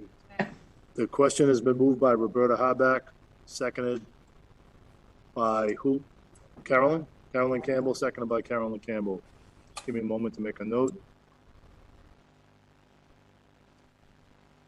I'm going to do the same process that I did the prior motion. I'm going to let Marguerite Mitchell, if you so desire, if you want to give a quick summary before we take the vote, as the question's been called. Can we bring in Marguerite Mitchell? Thank you, Mr. Moderator. So obviously we were in a very short amount of time between when I received Mr. Mullen's email yesterday with the language of the amended motion and the noon deadline today to put this amended motion by myself together. My goal was to do exactly what Mr. Cavey just mentioned, which is that I didn't want to have to come back and have to redo a vote. It's not my goal here at all to try to delay anything about this proposal or project. I just am trying to find ways to make sure that we get it passed with the town and that we show the commitment to the taxpayers and the voters in this town that if we can reduce the debt exclusion, we are willing to do so. And that's why I worked with town council and I presented to Dr. Grimm my proposal. And obviously, if it's not feasible due to the supplanting requirement and provisions under the CPC law, then we won't be able to do it. And that's where the language of, to the extent permitted by law came into play. And that's also the goal here was to try to show what the intent of the town is. And that's why we said with the intent of. This was simply a way to try to show our voters when they go to the ballot that this town is truly committed to doing what Dr. Grimm and the selectmen have said, which is to try to minimize the obligation to the homeowners as much as possible. And, certainly it's up to town meeting how they want to respond to that, but I just thought that it might be a beneficial thing for all of our homeowners to see when they're going to the ballot. If I had the chance to present this to bond counsel, I certainly would have. I did make that suggestion. I wasn't able to speak to bond counsel today. I did talk to town council, of course, and I had run this by Dr. Grimm as well, who stated just as she said tonight to me. Thank you. Marguerite, thank you for your comments. All right, the question has been called by Roberta Harback. She moved the question, seconded by Carolyn Campbell. All right, we're ready to vote. We need a 2/3 on this. There is a point of information by who? Eric Coleman. Let's bring in Eric Coleman. You have a point of information? There's a point of information, a point of order. Go ahead, Eric, make it, somewhat quick. Identify yourself, please. Eric Coleman? Unmute yourself, please. Sorry, I didn't see that. Okay. First of all, if this passes and it's not, all right, let me go back one step. I think we need a majority vote for this one to get through, and then a 2/3. Do you agree with that? Okay, right now, this is just to cut off debate. We need 2/3 majority just to cut off debate. That's what we're doing right now, Eric. All right, so then can you call in me before the final vote for this point of information? Well, no, are you asking for the vote when we get beyond this? Are you asking the motion, what takes to move this motion forward? I'm asking for this. This would clarify on how we would vote on the final on the motion. On this motion before us, I'll just have. You can get to me later. As long as you think get I to know me what before the you're vote. asking. Okay, hang on, Eric. Thank you. Town council. If I'm following, Mr. Moderator, the question was, are we at this time voting to cut off debate? Yes, that's a 2/3 vote. If the answer to that is yes, then the next step would be to vote on the amendment, which would be a majority vote. And then we would be left with either an amended or not amended made motion, which then would require 2/3 vote. Right. Okay, Eric? Is that clear? Yes. But if this passes and it says permitted to the extent of permitted by law. If this passes and it's not permitted by law, are we back to the motion that Dr. Grimm made, and then we can go forward with it and have the vote by the town? Am I clear on that? Not really, but I'll have town council, she can help you out here a little bit. Again, if I'm following, as the motion maker explained, the language that starts with the intent that to the extent permitted by law, that can be seen as a qualification of to be repaid from taxation. And so if it's not permitted by law for any particular amount or particular part of the debt to be reduced first, then we wouldn't be prohibited from moving forward, because this says it would only apply essentially if it was permitted by law.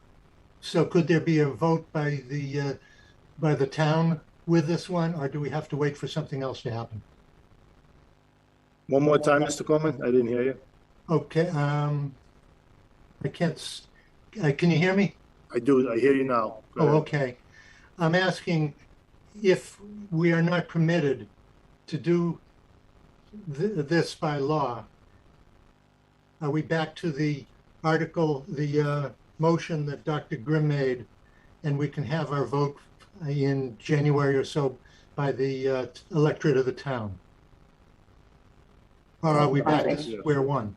Yeah, in my opinion, based on the way that this is drafted, it would say shall reduce accordingly the amount to be repaid from taxation, period.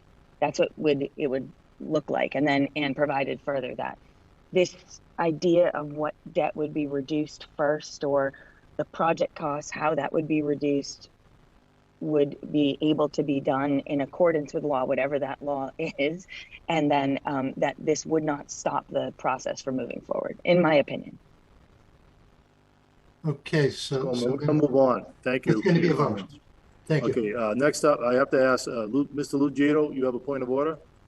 Can you unmute yourself? Yes, I do, Mr. Moderator. I was given a copy of the what we should be putting before the voters, and what I understood was that the motion or the vote that the voters were taking would specify very clearly how much money was going to be excluded from the debt. And I think that what we're thinking of doing here is going to muddy the waters and make it very, very difficult for voters to have a clear understanding of what's going on, and perhaps make it much more difficult to get the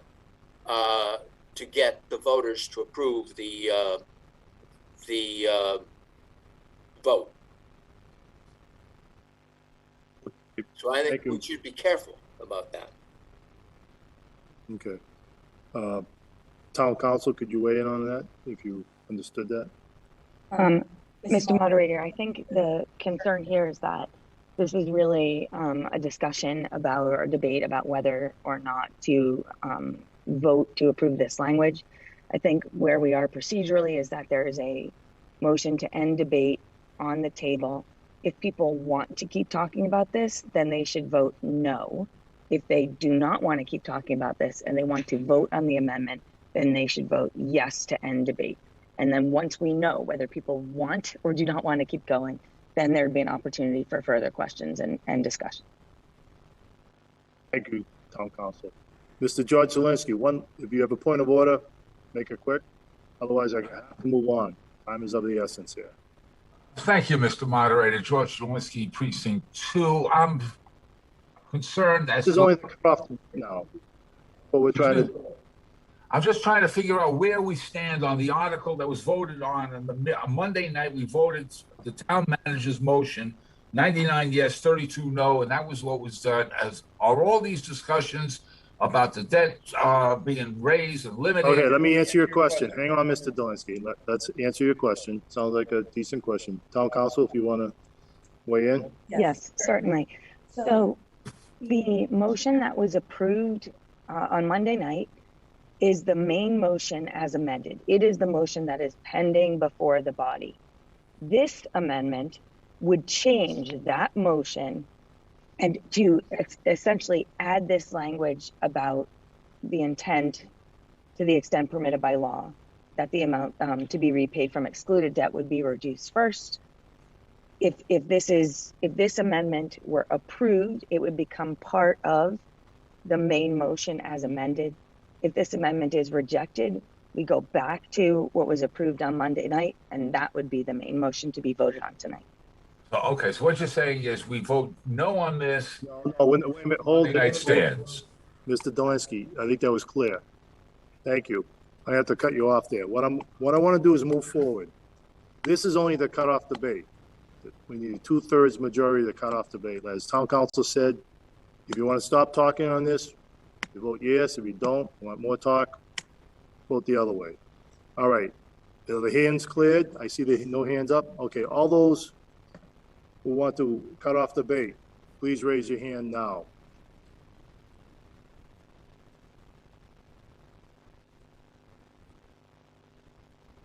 And the town clerk is taking the count. Keep your hands raised until we get the numbers.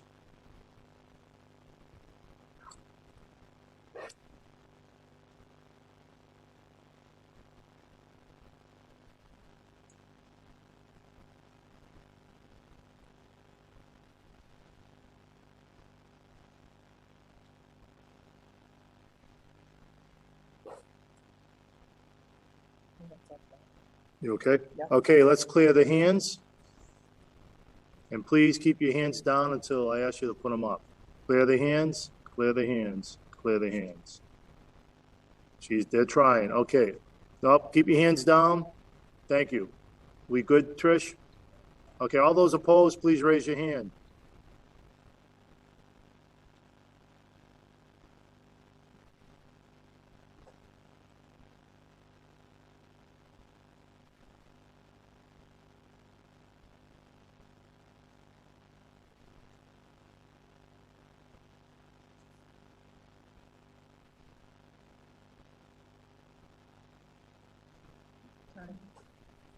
All right, you have the count on that one? You don't give it yet, but okay, let's clear the hands.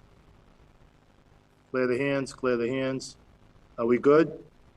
All right, all those abstain, please raise your hands now.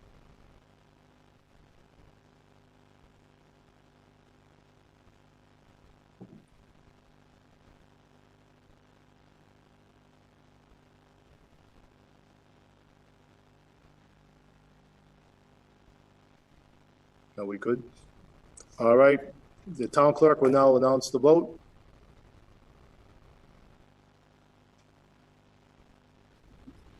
Thank you, Mr. Moderator. To cut off debate, it's 120 yes, no 6, and 3 abstentions.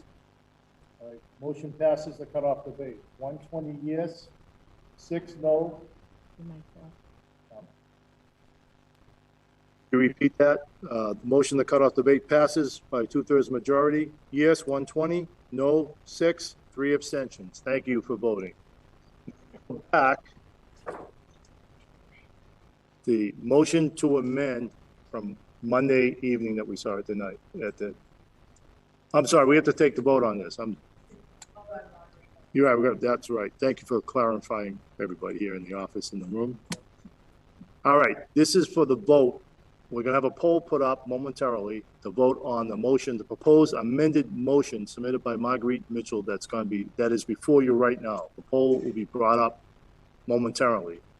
Okay, the poll is before you, Article 1, proposed amendment submitted by Marguerite Mitchell. Vote yes or no, you have 25 seconds. Mr. Moderator, my vote thing disappeared. It doesn't show up on the screen. Who's that?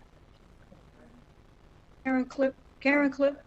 Okay, Karen, I get you. The poll's not before you? No.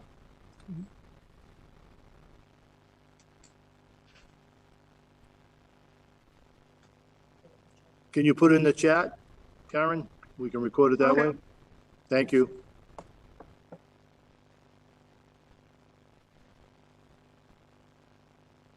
How much time?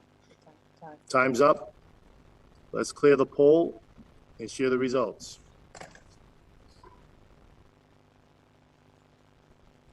And the town clerk will announce the results.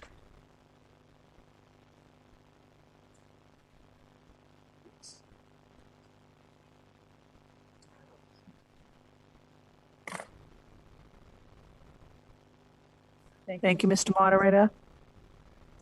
The vote on the amended motion submitted by, excuse me, everyone, just a minute. No.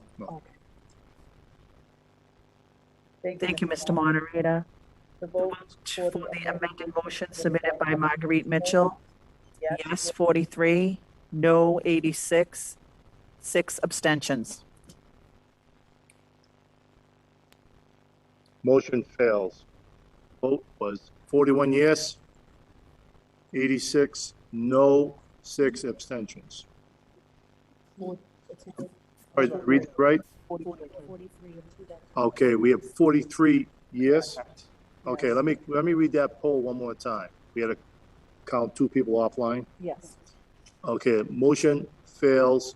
It's yes 43, no 86, abstention 6.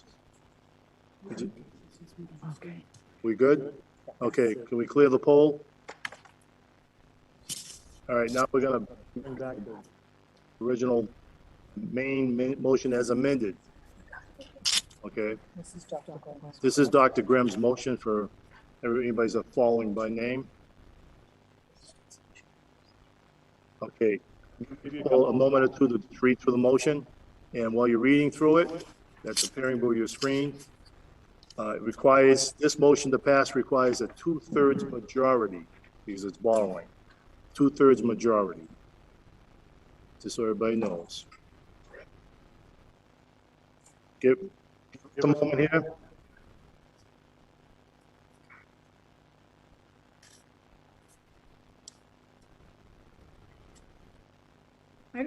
I don't have the ability to vote again, Bob. What's that? Karen, what was that? I have no way to vote. Okay, the poll's not be shown yet. Just give us a moment. Right. Okay, just give us a moment.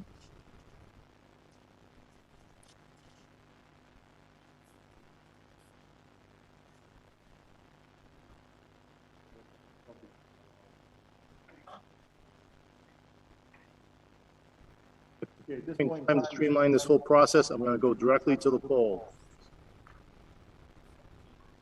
Okay, we're just clarifying what the poll is going to say. Give us a moment to get it on the screen.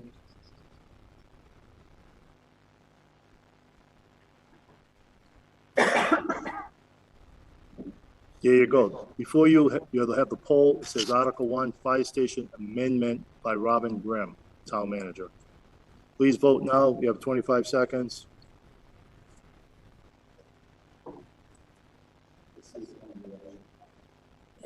Yes, this is on the actual article. This is the motion before us.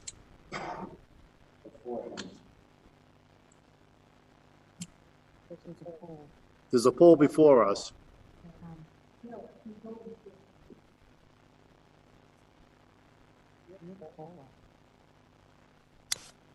How much time? Okay, time's up.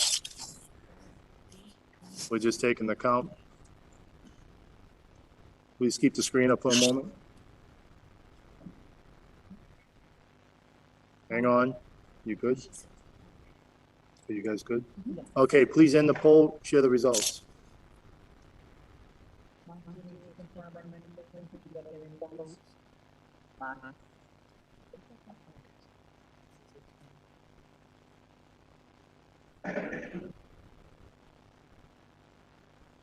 Just be a moment, please.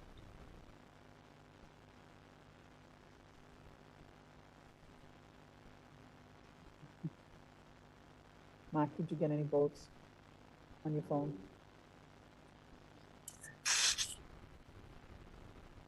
All right, we're just waiting for a couple votes offline here. Just a moment or two. Okay.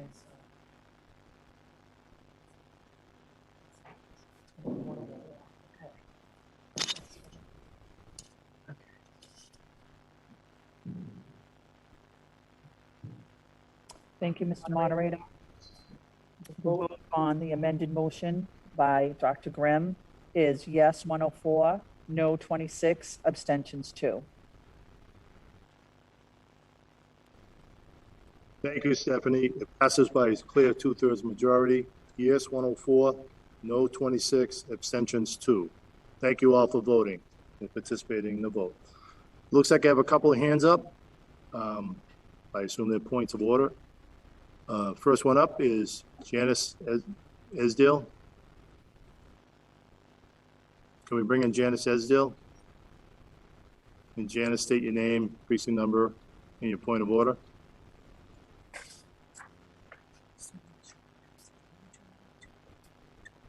Yes. Did you hear me? Yes, I can. Go ahead. That was a mistake. I'm sorry. I didn't feel it. Not a problem. Thank you, Janice. Next up is Janice Mckenna. Can we bring in Janice Mckenna?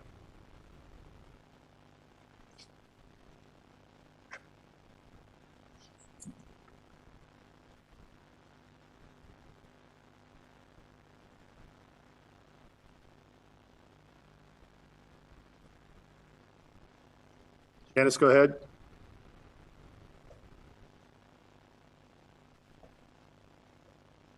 Janice Mckenna, if you're available. You just unmute yourself. Mistake, okay.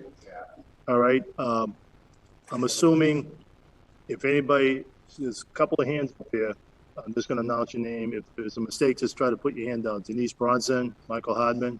If it's a mistake, just put your hand down. Otherwise, I'll have to call on you for a point of order.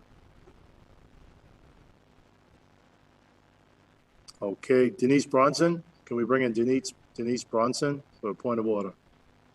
Yes. Name and precinct number, please, Denise. Oh, Denise Bronston, precinct 8. Sure. Is there any discussion as to the cons, pros and cons before we take a final vote? That was the final vote. We discussed this Monday night, technical questions, pros, cons, all the way through. We had the amended motions. And so there's no further discussion? No further discussion. It's all over. All right. Thank you. Thank you very much, Denise. Mr. Moderator, if I could just say thank you to the town meeting members for their interest and involvement in this. A lot of Zoom meetings, a lot of questions asked, and clearly a town that cares about what happens and asks a great amount of questions and does so with tremendous forethought for the community. So thank you to town meeting members on this.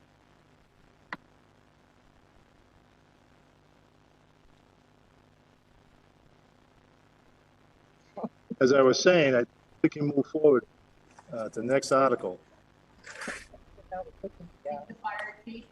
Does the fire chief want to say something? Chief Mike? Carroll, go Yes, ahead. Mr. Mullin, I will keep it brief. Sure, go ahead.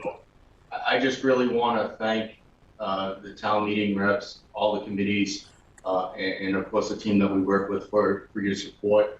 I know the men and women at the fire station greatly appreciate this, and I'm sure they're all watching.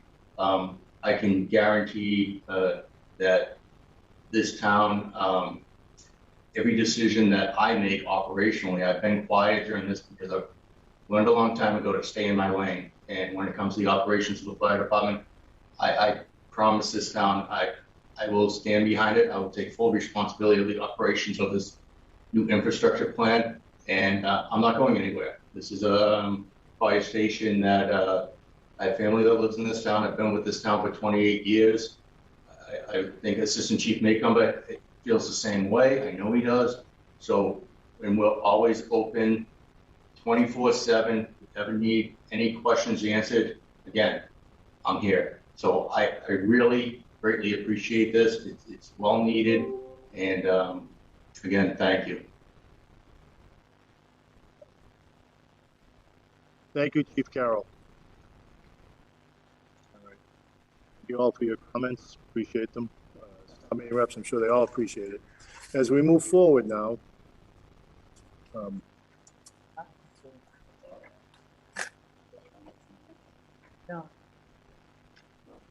all right, we're moving to Article 2, page 174 in the warrant books. Just don't give me a moment, please. All right. On this, I'm going to ask Dr. Robin Grimm. Yes, we're going to move to dismiss this motion. In working with Milton Cat, they still are going through a lot with the planning process and still have far more information they would need to get to us to present any kind of a full recommendation on this. So we likely will see this again in the future, but for now it is withdrawn. Dr. Grimm, I need a... Okay, I prefer a dismissal. Could you just move Sure, to I would dismiss? request that this is dismissed. Just to make it clear. George, did you second? Second, yes. All right, thank you. You're welcome. Article 2, motion has been made, seconded. Motion been made by Robin Grimm, Dr. Grimm, seconded by George Stalinsky. Do we have a poll, Trish? Just make it yes, just to make it clear and simple. Okay, the poll is before you. As we can kind of streamline this, please vote accordingly.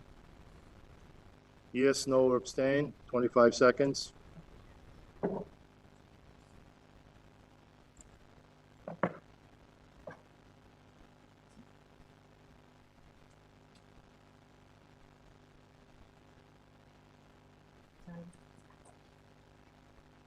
Okay, time is up. Time expires. And do we have a count? You good with that? Okay, we're going to just clear the poll, and the town clerk will announce the results.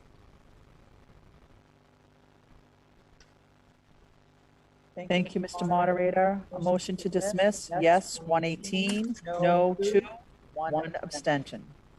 The motion to dismiss passes as the town clerk has announced the count. Yes, 118, no, 2, no, 3, and abstentions 1. Is it 2? I see 3 on the screen. I just got. Okay, I'm sorry. Okay.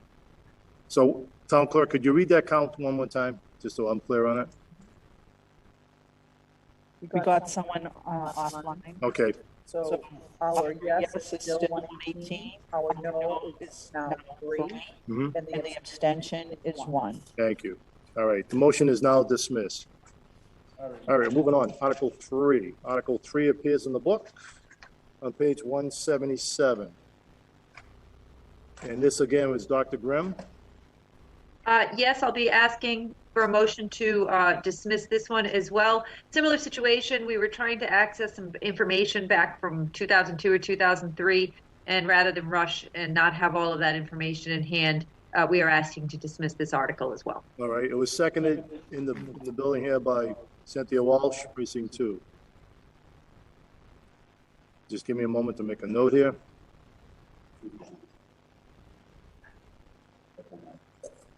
I see two hands up for a point of order. I'm gonna ask, if it's not a point of order, please lower your hands.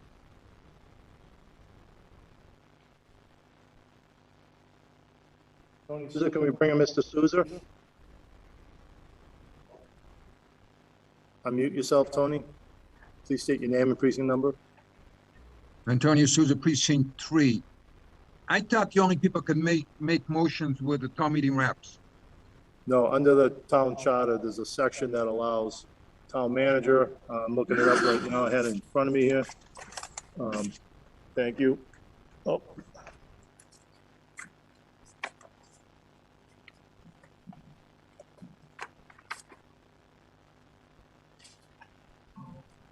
Section C7-13. It says, it's the last sentence, pretty much as town manager, the officers all have the rights and privileges of the town meeting reps, except they shall not have the right to vote. So they do have privileges at town meeting. They do have the right to make motions, but they cannot vote on the articles. Thank you very much. C7-13. Thank you for asking the question. I'm sure a lot of people in my head had the same question in mind. Thank you. Thank you. Okay, John DeStefano, can we bring in John DeStefano? He left, okay. We're moving ahead. We're on Article 3, just to wrap it up. The summary is Dr. Grimm made the motion to dismiss, Cynthia Walsh seconded the motion. Can we have the poll up, please? The poll is before you. I'm just trying to streamline, keep moving. Please vote accordingly. 25 seconds, please.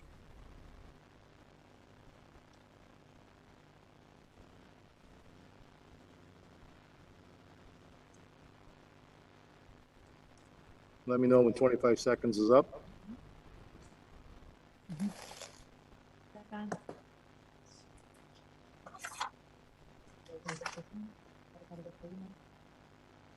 Mark.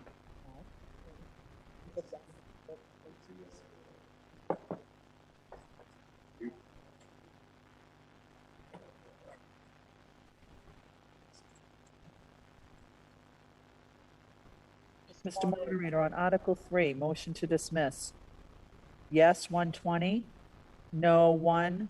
Abstention, 0.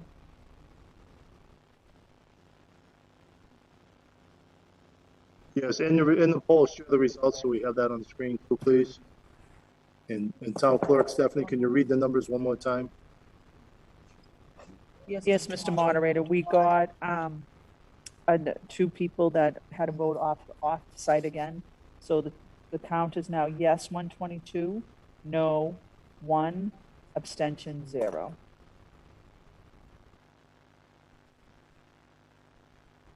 Motion to dismiss passes on Article 3. Yes, 122, no, 1, abstention, 0. Declare that a vote. We're going to move on.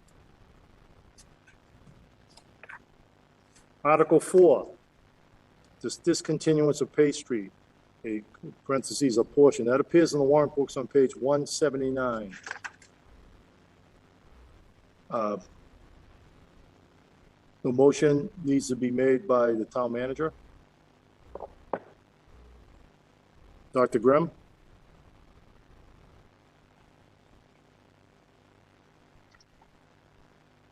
And you have to mute yourself. I had to open my book and make sure the glasses are working too. That's okay. I have the same issue. There you go. I see you now. Tough.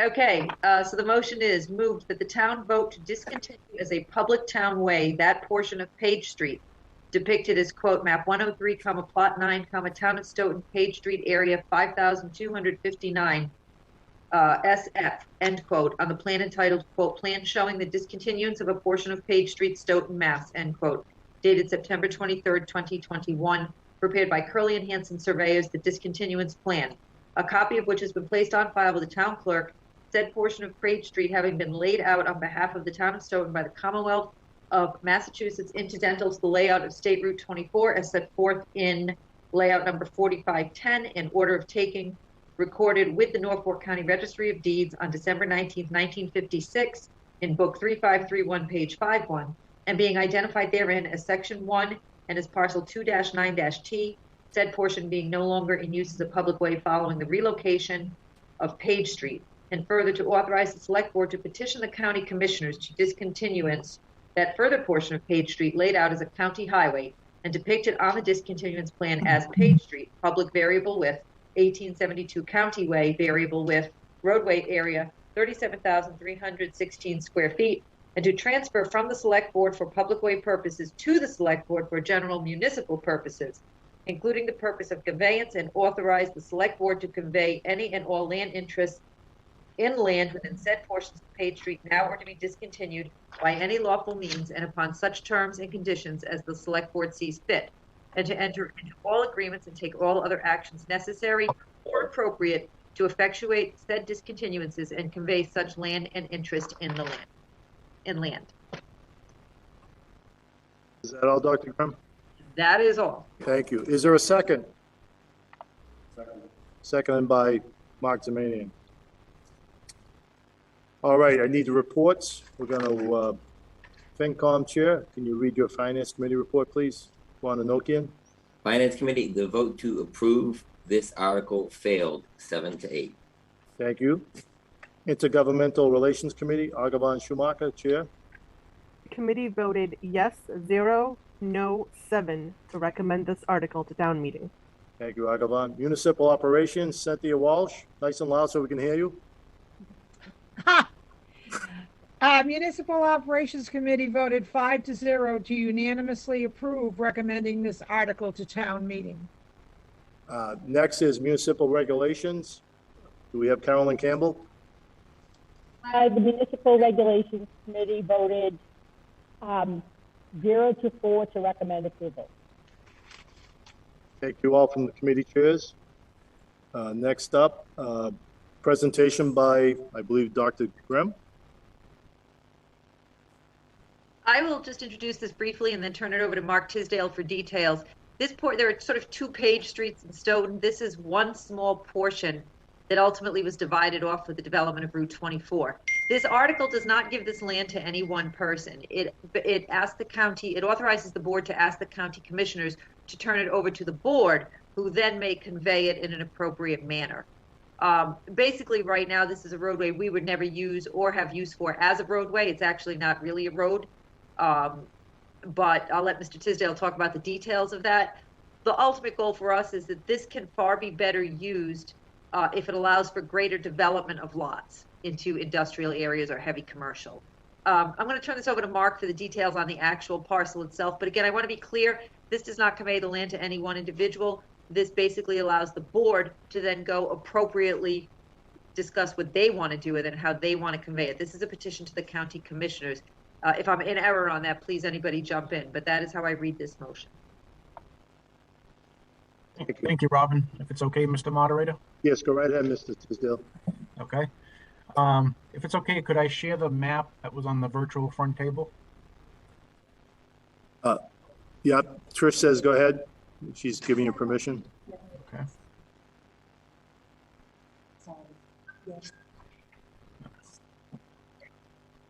Unless you have the map. Okay, good. Nope. Hold on a second.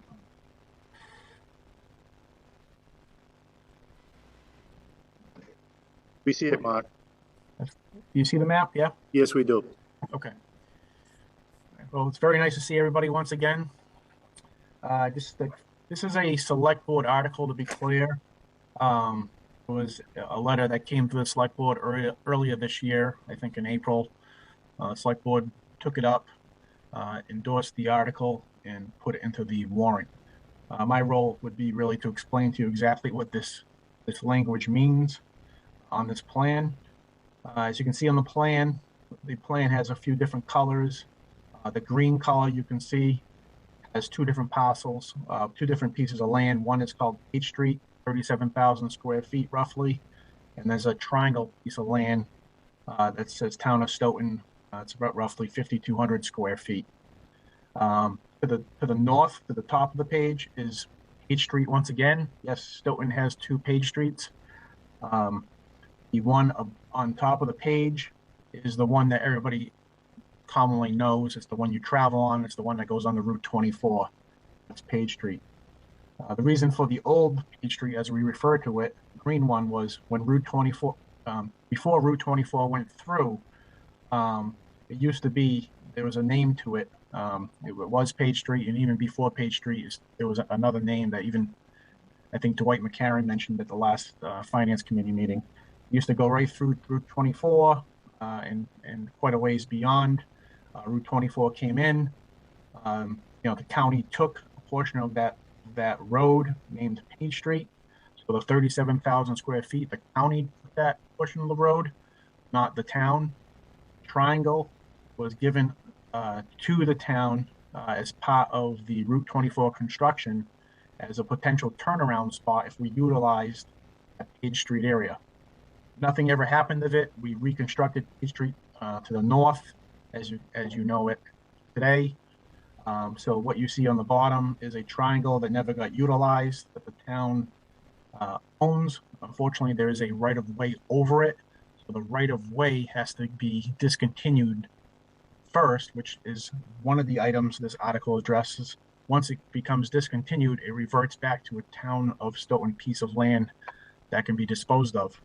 Actually, in 2017, I have it in front of me now, town meeting actually voted to dispose of that piece of property, 107 yes and no's 5. Through title research and all of that, that's what we found out, that there was actually a right-of-way over it that it had to be discontinued. So primarily, this article is about the triangle piece of land discontinuing the right-of-way over it so the town can dispose of it. The other part of the article, it allows the select board to petition the county to discontinue the 37,000 square foot parcel that you see referred to as Page Street on this plan. The legalities of that is handled through the county. How it gets disposed of and where it goes is handled through the county. I'd be happy to answer any technical questions on the plan. Is that Mr. Tisdale? Yep. Thank you very much. Thank you, Dr. Grimm. Just unshare the plan, or I think we can bring it down. Okay. If needed, we'll ask you to put it back up. All right. Unshare that. Trying to unshare it. It's not working. We'll get some assistance with that. Here it is. Okay, great. All right. I just need have Municipal Regulations Chair restate her report. Carolyn? Thank you. I apologize for any confusion. The vote on our motion, the Municipal Regulation Committee voted the motion to recommend approval lost 0-4. I want to make sure it's clear that nobody voted in favor of this motion. Thank you. Next up, Mark Zemanian recommends to make a statement on this. Thank you, Mr. Moderator. Through you to town meeting. Most of you know, or anybody who was at the public hearings knew, that I spoke against this article. I had some concerns about another piece of property that the town owns and the relationship here. Approximately 2 weeks ago, I received a phone call from Chairman McCrisky, who asked me to explain to him what the problem was, which I did. Last week, I received a phone call from Mr. McCrisky detailing a workable solution to the problem. Communication has been opened back up with the owner. And as a matter of fact, I was up there today with Chairman McCrisky, looking at the portion of land that is going to be repaired. And I was pleased to see that the machines are in place, the equipment, all the necessary materials are there, and work will be starting tomorrow. So I am no longer in opposition to this, and I just wanted to thank Mr. McCrisky for his efforts. That's all, Mr. Moderator. Thank you, Mr. Zemanian. Okay. Do we have anybody raising their hands? If not, we're going to move along.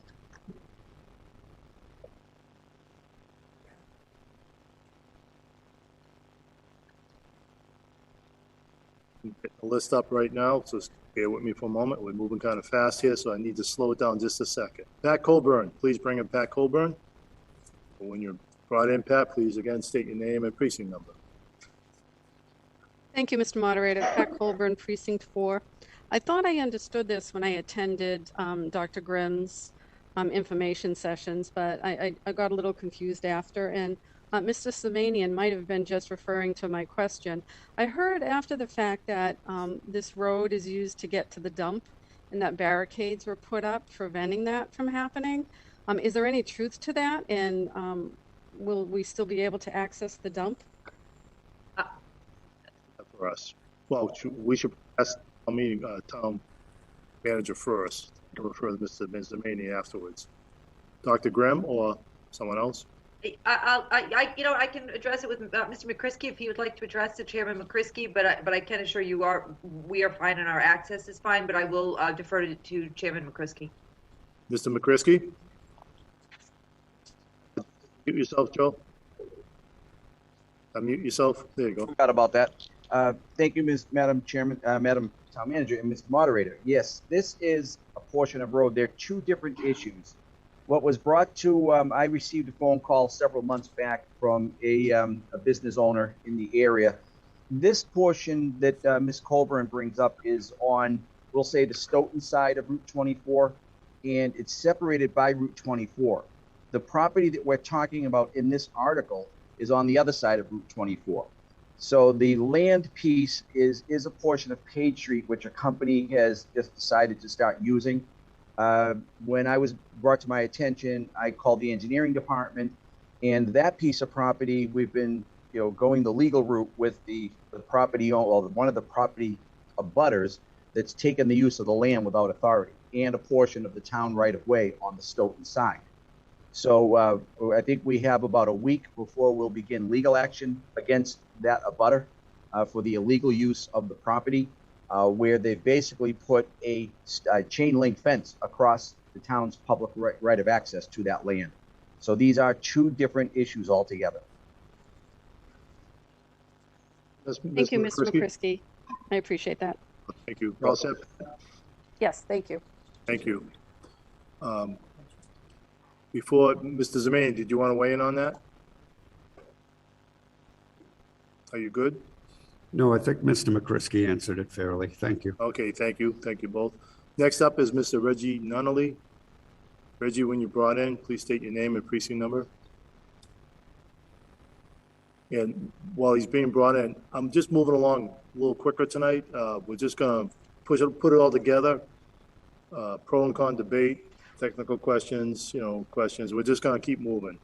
So that's how it's going to be. And I'm using my discretion on the Mass General laws. And it's important to just, if you have any questions, you can bring them up, and we're just moving as fast as we can this evening. Thank you. Mr. Nunnally, whenever you're ready, name and precinct number, please.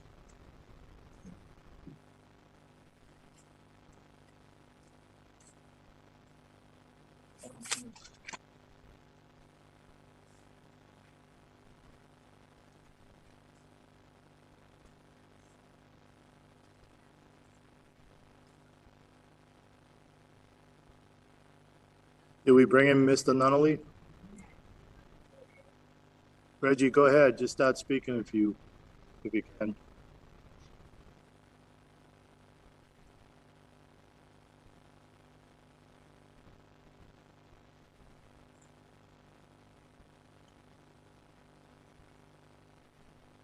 All right, while we're waiting for Mr. Nunnally to clear his technical issue, we're going to bring in Denise Bronson, and we'll go back to Reggie after Denise is done. Denise Bronson, bring in Denise Bronson, please. And Denise, when you're brought in, please state your name and precinct number. Denise Bronston, Precinct 8. Yes, go ahead, Denise. Did I understand Mark to say that the owner gave up the right-of-way? Mark Zemanian, go ahead. Oh, which Mark Tisdale? Which Mark? Zemanian. Mark Zemanian. For you, Mr. Moderator, no right-of-way has been given up. Can it be taken by eminent domain? I'm going to let Mark Tisdale answer the questions on the technicalities of this property that we have before us. But to my knowledge, no right-of-way has, as of yet, been given up. Mark? Moderator, please. Through the moderator, of course. Thank you.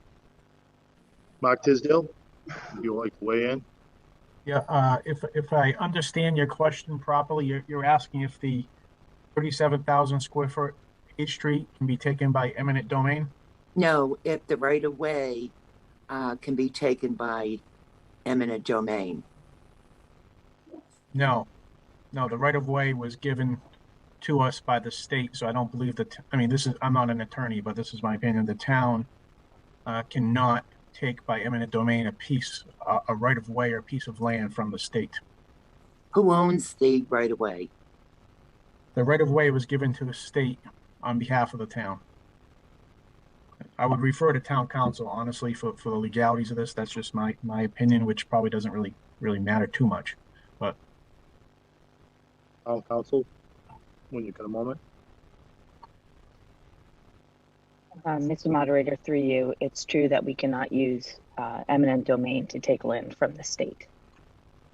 Okay. Thank you. You all set, Denise? Yes. Thank you very much.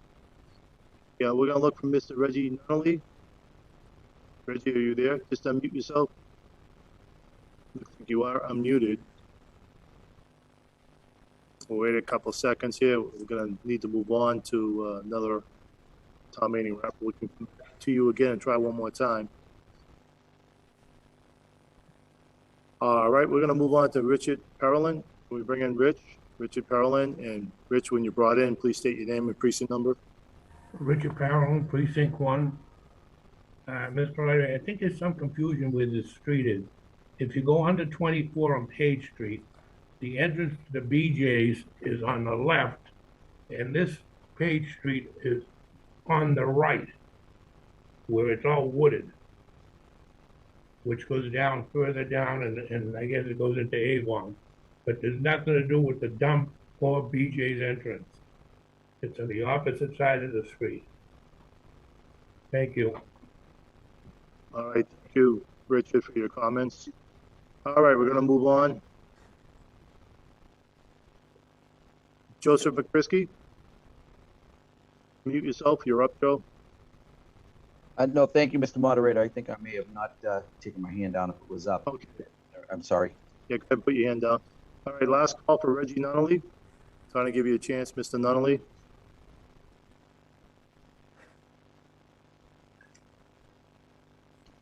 He's gone. Okay, I think we're all set. He's back. Mr. Reggie Nunnally. Let's bring him in one more time. Let's give him one more chance.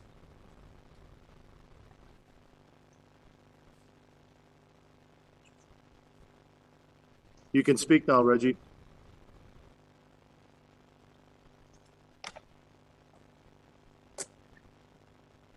Give you a couple more seconds to try to resolve your issue.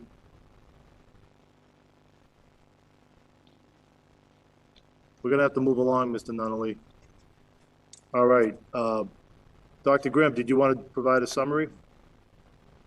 Or Mark Tisdale? No, just to simply say that this is just a first step in a process that allows the select board and the town to actually have some control over this piece of property at this point.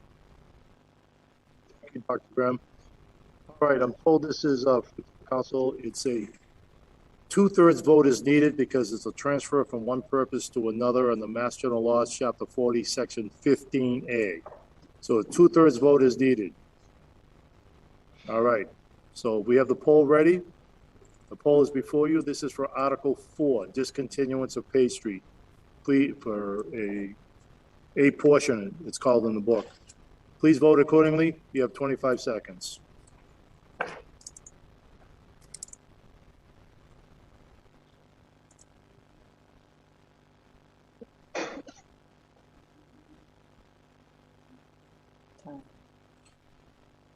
All right, time has expired.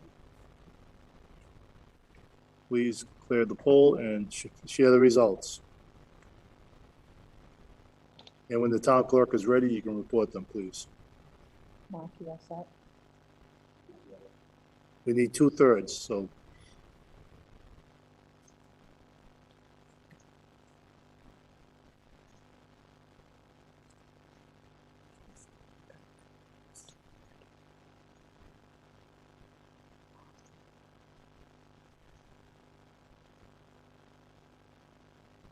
We're just waiting a few minutes for the votes from the people who have a technical issue voting.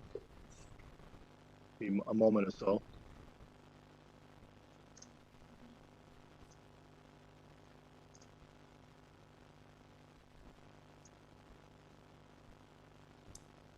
Thank you, Mr. Moderator. We have for Article 4, yes, 100, no, 16, 3 abstentions. Thank you, Stephanie. Article 4 passes.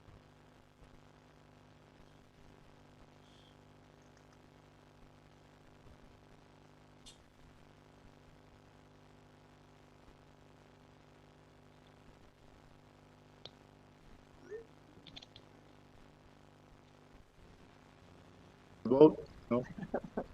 Just let me restate the vote. I declare that a vote. 2/3 majority. Yes, 100. No, 16. Abstentions, 3. We're going to move on to Article 5. We understand that Mr. Anzavino, John, John Anzavino has a point of order.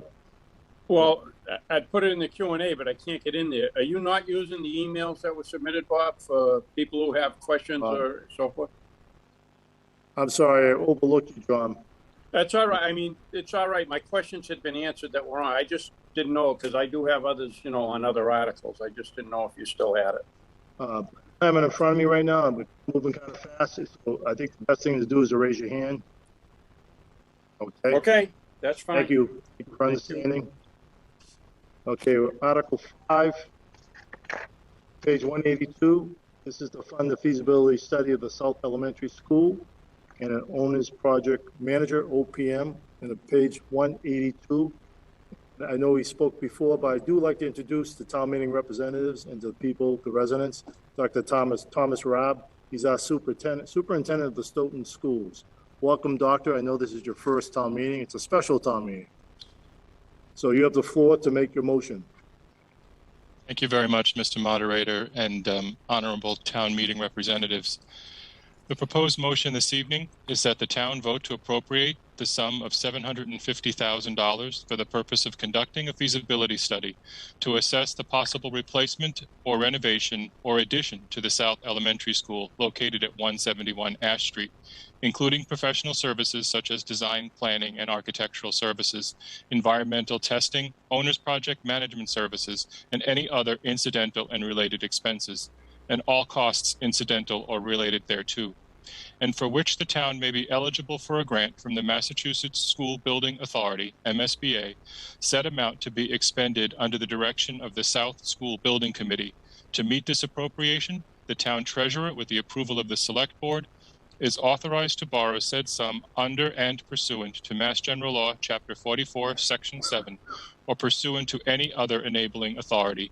The town of Stoughton acknowledges that the MSBA's grant program is a non-entitlement discretionary program based on need as determined by the MSBA, and any costs the town of Stoughton incurs in excess of any grant approved by and received from the MSBA shall be the sole responsibility of the town of Stoughton, and that the amount of borrowing authorized pursuant to this vote shall be reduced by any grant amount set forth in the feasibility study agreement that may be executed between the town and the MSBA. And further, that any premium received upon the sale of any bonds or notes approved by this vote, less any premium applied to the payment of the costs of issuance of such bonds or notes, may be applied to the payment of costs approved by this vote in accordance with Mass General Law, Chapter 44, Section 20, thereby reducing by a like amount the amount authorized to be borrowed to pay such costs. Thank you, Dr. Rob. Second. Seconded by Mr. Richard Fitzgerald. Okay, we're going to receive the reports. Finance Committee report from the Chair, Vaughn Anokian, please. Finance Committee voted 15-0 to recommend approval of this article. Thank you. Intergovernmental Relations Committee, Agaban Shoemaker, please. The committee voted yes 7, no 0 to recommend this article to town meeting. Thank you, Agaban. Municipal Operations Committee, Cynthia Walsh.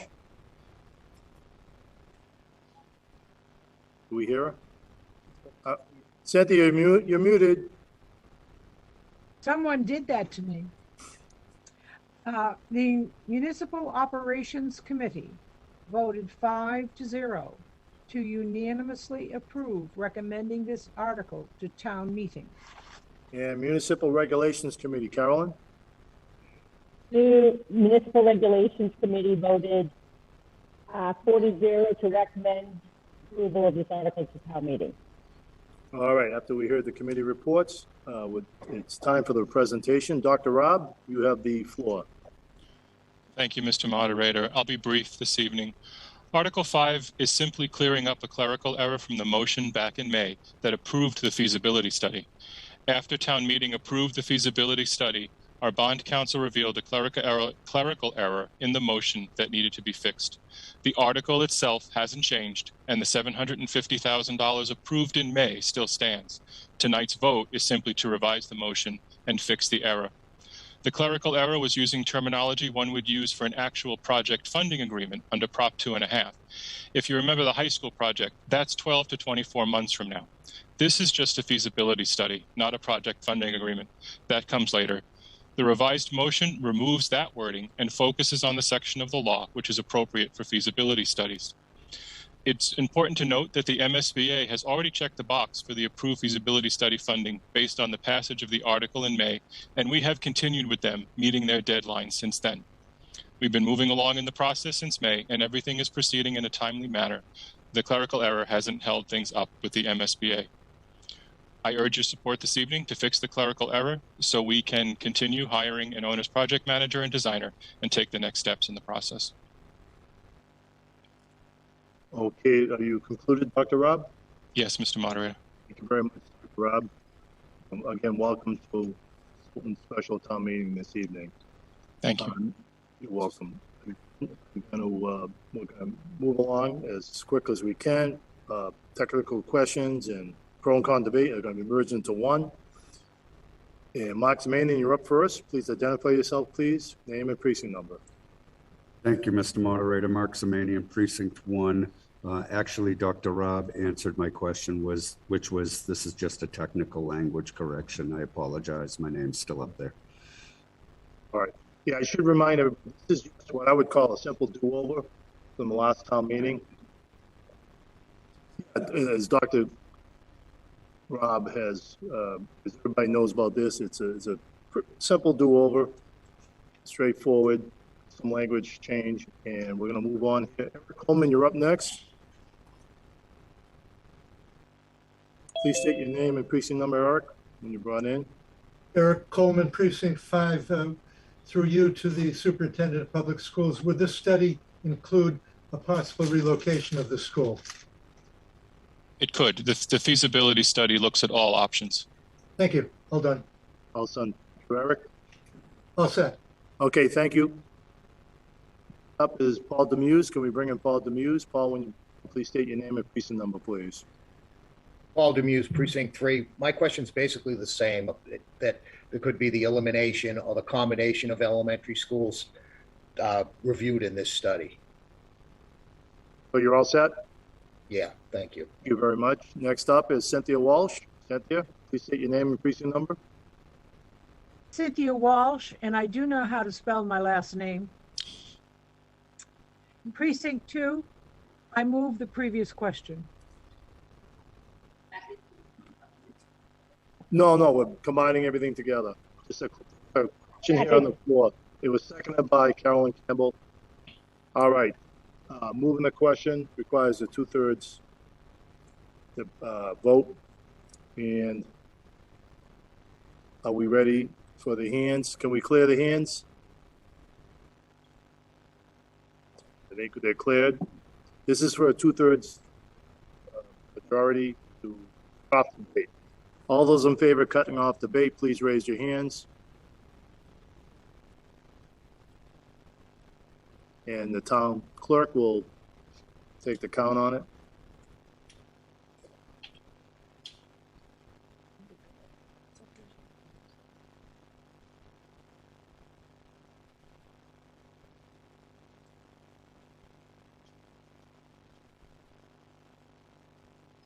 We good? Okay, clear the hands, please.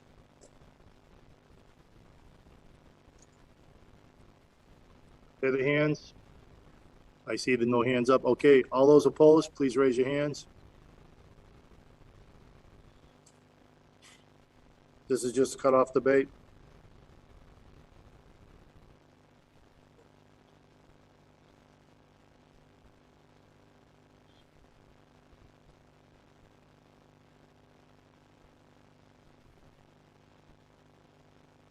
We good on the accounts? Good. All right, clear the hands. All those abstain, please raise your hands.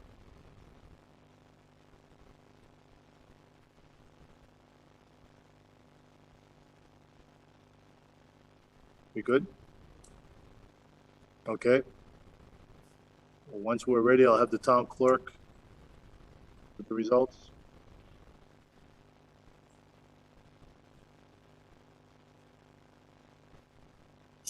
Thank you, Mr. Moderator. The vote is yes, 110, no, 3, abstention, 1. Okay, that was just a cutoff debate. Cutoff debate clearly by 2/3. Yes, 110, no, 3, 1 abstention. I declare that a vote. We're going to move on to motion now. We have Dr. Rob, I'm going to ask you if you wanted to do any summary. It's up to you. No, thank you. Just urge support. Thank you. I appreciate, moving along quite well here. Okay, let's put up the poll to vote on Article 5. The poll is before you. Article 5, fund the feasibility study of the South Elementary School and an owner's project manager, OPM. Please vote accordingly. And it's a 2/3 majority needed because it's a borrowing article. 2/3 needed.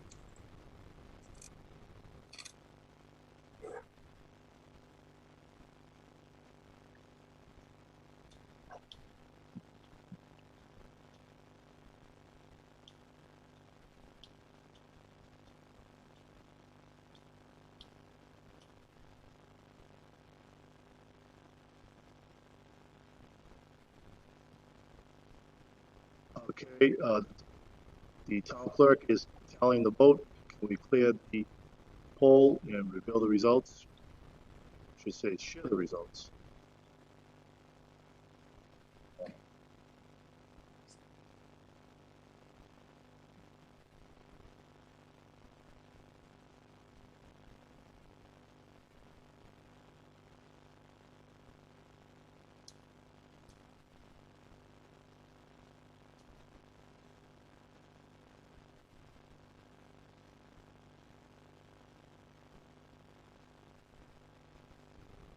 Thank you, Mr. Moderator. The vote is yes, 115, no, 8, 0 abstentions.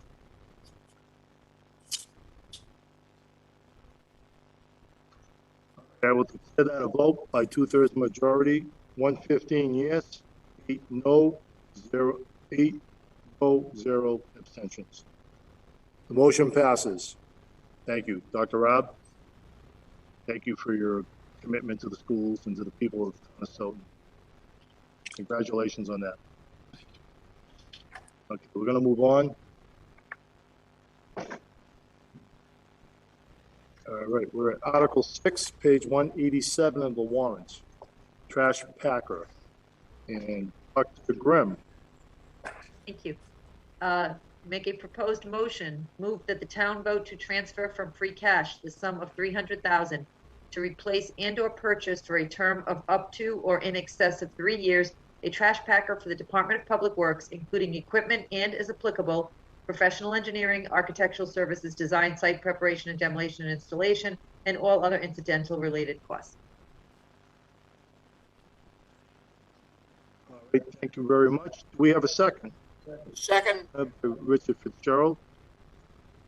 Just give you a moment to make a note. All right, we're going to hear from the committees. Finance Committee. The vote to approve this article failed 1-14. Municipal Operations, Cynthia Walsh. Municipal Operations Committee voted 5-0 to unanimously approve recommending this article. Thank you, Cynthia. 1 second, please.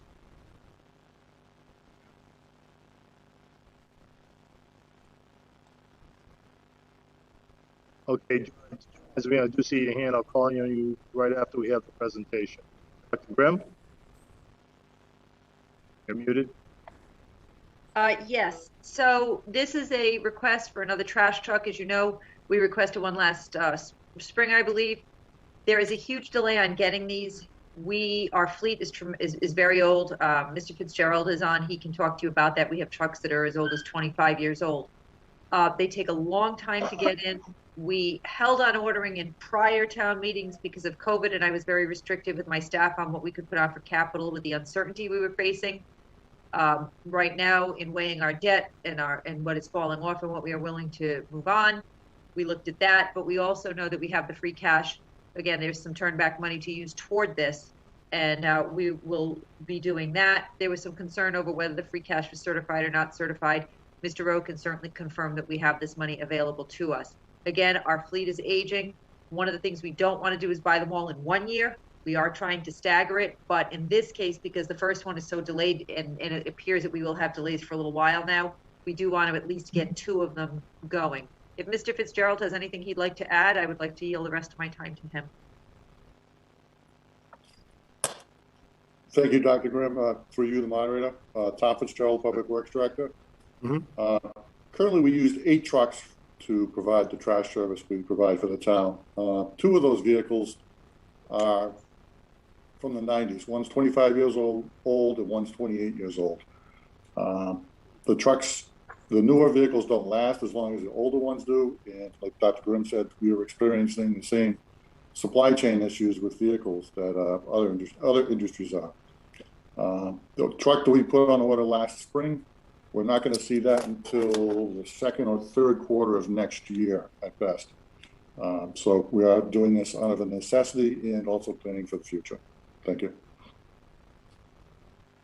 Thank you, Mr. Fitzgerald. We all set, Dr. Grimm, to move on? Thank you. All right, first up is Mr. John Anzavino. John, please state your name and precinct number. Yeah, John Anzavino, Precinct 4, Vice Chairman of the Finance Committee. Bob, are you combining everything now? Yeah, yes. Okay.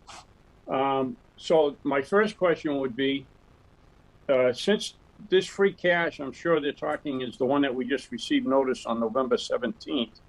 Can that be used before July 1st, since that's when the free cash is certified for?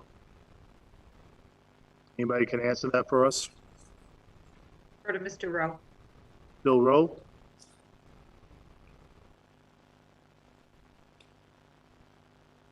Bill, please unmute yourself and state your name and position here. Thank you, Mr. Moderator. Bill Rowe, Town Accountant. Yes, once the DOR approves our free cash certification, it's immediately available for appropriation. We had free cash approved in the amount of $5,666,158. Under the Finance Committee budget policy, 2.6 million of that is to be earmarked for the fiscal 2023 budget. So that leaves $3,066,158 to appropriate for articles. Thank you. Great. Anything else, John? Well, I mean, the email we got said that the free cash was certified as of July 1st, 2021. So since it's certified as of July 1st, that's why I was asking if you could actually spend it before then, because I didn't think you could, since it was certified as of time in the future. Anyway. Mr. Moderator? Yes, Mr. Yeah, the calculation is as of July 1st. The permission to spend is effective with the date of approval. Okay, thank you, Bill. Thanks, John. All right, and just so you know, now we got this certification in on November 17th. We had our hearings on November 4th, so we didn't know what free cash was available. And we didn't really want to be starting to spend free cash now when we don't have any long-range plans in front of us. We don't have any full capital expenditure ahead of us. We don't know what's going to be looked at at the annual town meeting. What are they going to be looking for free cash at that point? So, you know, in my opinion, at that time, without even knowing what was going to be there, even though Mr. Rowe was pretty confident we'd have this much, I think that was a big factor in voting against this at the time. Without knowing what else you'll be looking for at annual town meeting for free cash, how do you really evaluate that you should be doing this now and not just waiting until we have our annual town meeting in May? And I would urge you to vote against this until we know what other funds would be looked for, other articles out of free cash. So I thank you for your time, and thank you, Mr. Moderator. All right, thank you, Mr. Anzavino, for your comments. Next up, Mark Zemanian, are you on the list? Okay, Mr. Zemanian, please state your name and precinct number. Thank you, Mr. Moderator. Mark Zemanian, Precinct 1. I have just a couple of quick questions. The first one being through you to the chairman of the Finance Committee. Could you, and Mr. Anzavino has partially explained this, but I'd like to know if you could give us a full breadth of the discussion at your deliberations on this and why you chose to vote so heavily against it. You're asking why the committee voted against it? Is that what the question is? Yes, sir. Yes. Well, I mean, the committee voted against it. There was a lot of discussion on it. One of the pieces of discussion was the replacement plan. One of the things that was discussed was the replacement plan. If you look at the schedule of trucks, we have a 93, a 96, a 2000, a 2003, a 2005, a 2009, a 2013, another 2013, and 2016. And none of the trucks have been replaced since then. So there was a question that was raised at the hearing as to why at that point in time, over that 23 years, we were replacing them every 3 years. It's actually every 2.875 years. And then why we haven't replaced anything in 6 years and why we fell off the replacement plan. That was one of the questions that was discussed. Another question that come up was the free cash, like the Vice Chairman has mentioned. Everyone had different reasons for voting it. Some people felt it would be better to wait for the annual instead of having it done at the special because we just ordered one from the annual. So there was a number of different reasons. Hopefully that answers your question. For you, Mr. Moderator, thank you. If I may ask a follow-up question, and Mr. Moderator, if it is out of order, please feel free to let me know that, but I believe that it's relevant to this. Through you again to the chair of the Finance Committee.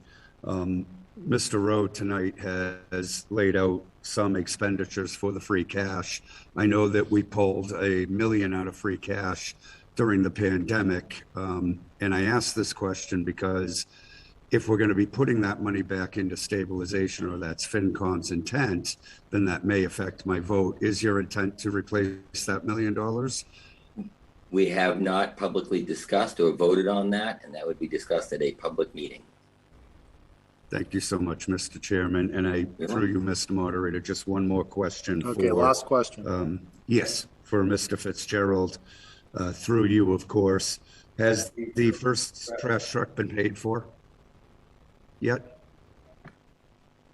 It's been ordered. We won't see that until the third or fourth quarter of 2022. So it has not been paid for, is that correct? There's been a purchase order issued for it. There has been a purchase order issued for it. Okay, thank you so much. Thank you, Mr. Moderator. Okay, thank you, Mr. Zemanian. We're going to move on. Robert Cohn, can we bring in Mr. Robert Cohn? And Bob, when you brought in, please state your name and precinct number. My name is Robert Cohn, Precinct 5. The most important thing in this town can be verified by the public works people are, what is the most important thing in this town what people want? Their rubbish picked up.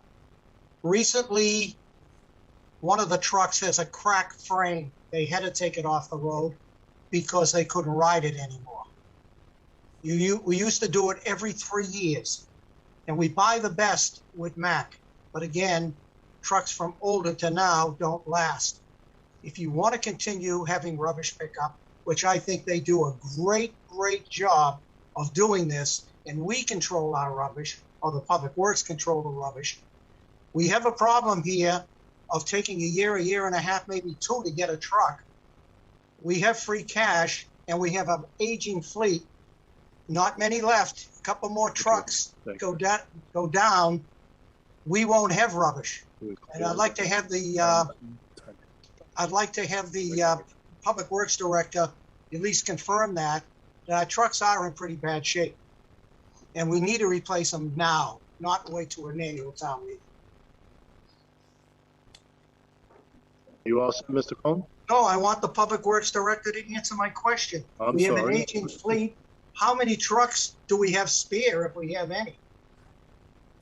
That would be one truck right now. Currently, we like to run with two spares. One of our spares, which is one of the 25 and 28-year-old trucks, is a daily driver now. So there is a need for this vehicle. That's why we're here asking for it. And also, Mr. Moderator, the length of time to wait for these trucks, I'm sure cars and everything else you're waiting for, these are going to take longer, and we've got to stay ahead of this. Every 3 years was good. Maybe we might have to sit and reevaluate how we order our vehicles. Thank you very much. Thank you, Mr. Cohn, for your comments. Okay, we're going to move on. Please bring in Tamara Odom. Tamara, when you're brought in, please state your name and precinct number, please. Tamara Odom, Precinct 3. So my question is, my neighborhood is currently not serviced by the town trash, as we have to pay for a private company. In the event that this article is passed and the funds are transferred and another truck is purchased, would this allow for expansion of trash services to neighborhoods that are currently required to hire private service? Okay, who can we have to answer that? Dr. Grimm? I can tell you that's not something that we have looked at this point. So it really has not been on the radar at this point. Okay. Anything else, Tamara? Well, I was going to say that's an opportunity for discussion in the event there are additional trucks being purchased. I'm not sure necessarily what the history of your particular neighborhood is and why it would or would not have been included. A lot of that has to do with agreements when developments went in. Were they private roads? Were they private homeowner organizations or associations? So a lot would depend on each specific area. All right, thank you. Okay, at this point in time, I see Joe McCrisky, Chair of the Select Board. Mr. McCrisky, we'd like to, you want to answer that, or did you have a question on your own? Yes.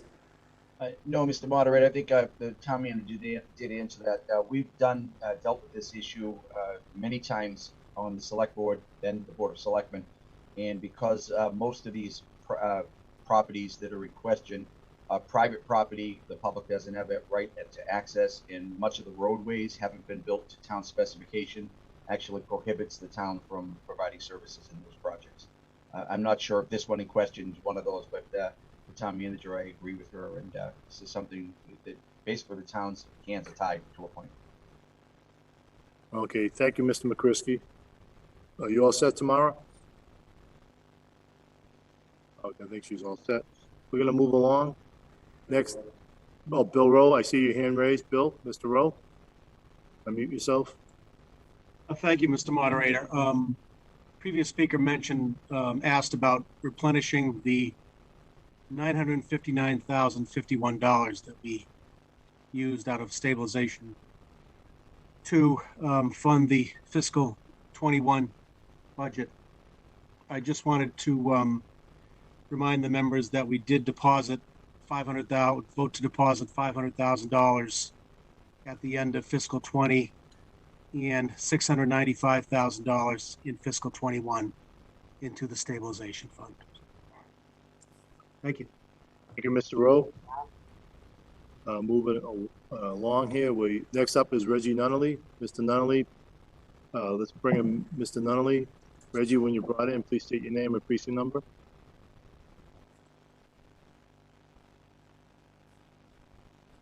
Can you hear me?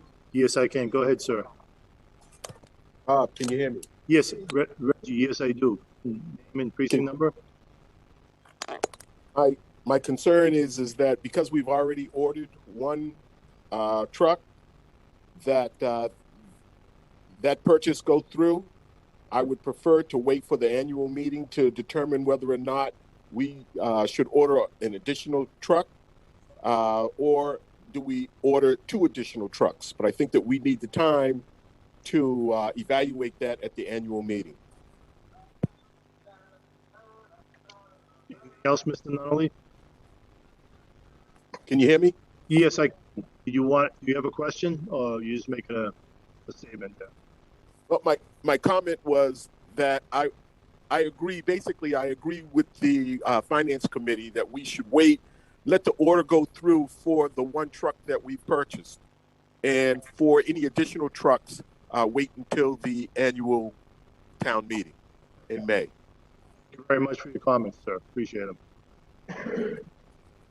Okay, moving on. Roberta Hardback, can we bring in Roberta Hardback? Roberta, when you brought in, please state your name and precinct number. Yeah, Roberta Hardback, precinct 8. I really don't understand why there should be a discussion on this. We need a trash truck. There's a backup on the trash truck. If any of you are on Facebook, when the power was out for days and people didn't have power, is the trash being picked up? Am I getting my trash picked up tomorrow? These vehicles do a lot of hard work. A lot of different drivers driving the trucks. We need a trash truck. So when we don't have trash pickup or your trash isn't picked up, I think we have the free cash. We have the money to do it. Let's order it. This truck won't even be probably in our hands for another year. Thank you very much. Hey, Roberta, what precinct were you? Precinct 8, Bob.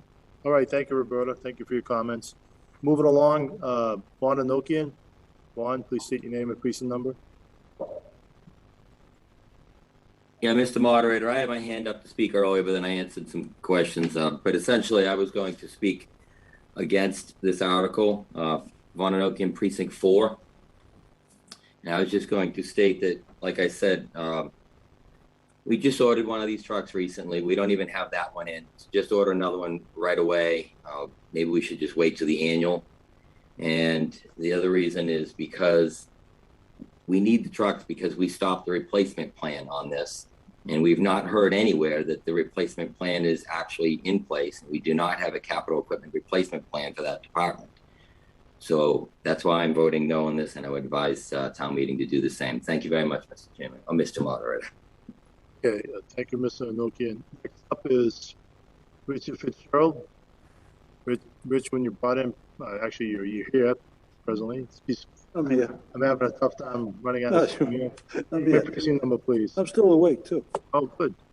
Dick Fitzgerald, Precinct 3 Chairman and Deputy Moderator.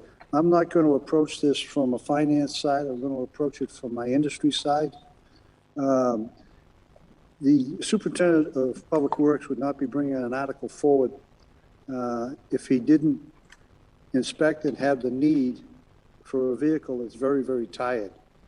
You get a 30-yard Packer coming down the street, has a mechanical problem because it's not equipment ready or in good shape, which obviously it's not. You're looking at serious losses that could come out of this. Keep in mind personnel that operate this equipment. Previous speakers had mentioned about the fact of picking up trash and everything, all part thereof. But why put our personnel in harm's way if the vehicle isn't roadworthy? That's number one. Number two, the vehicle not being roadworthy, then the town is looking at huge liability. So the money's there. We have the money. Don't hesitate on this, please. Please vote for it. And protect one, personnel, and protect the town against future liabilities that could be corrected by taking the positive vote. I urge you to please vote for this. Thank you. Thank you, Mr. Fitzgerald. Next up is Joe Piana. Please bring in Mr. Piana. And Joe, when you brought in, please state your name and precinct number, please. Yeah, Joe Piana, Precinct 6. Yeah, it sounds like a no-brainer. We need the truck. I'd vote for that. Thank you. Thank you, Joe. Thank you for comments. Next up is Joe Soers. Can we bring in Joseph Soers? Joe, when you brought in, please state your name and precinct number.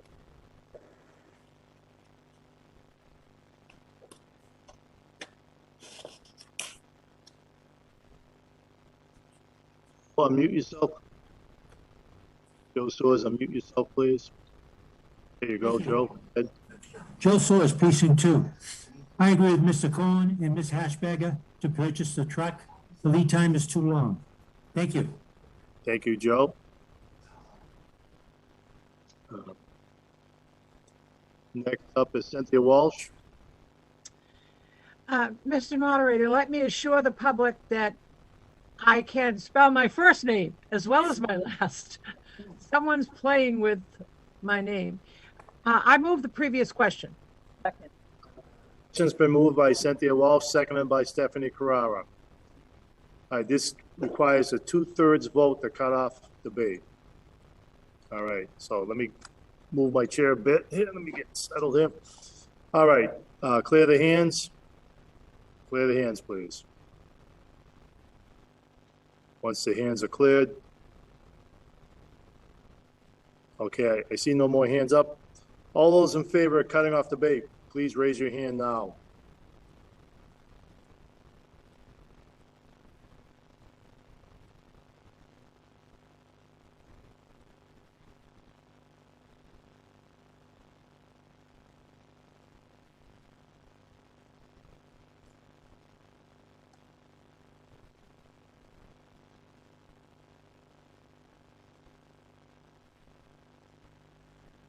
How are we doing on the count? You got it?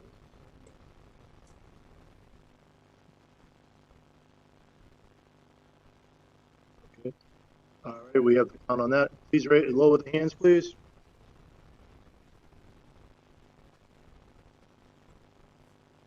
Please keep your hands down. Okay, I see no more hands. Okay. All those opposed, please raise your hands now.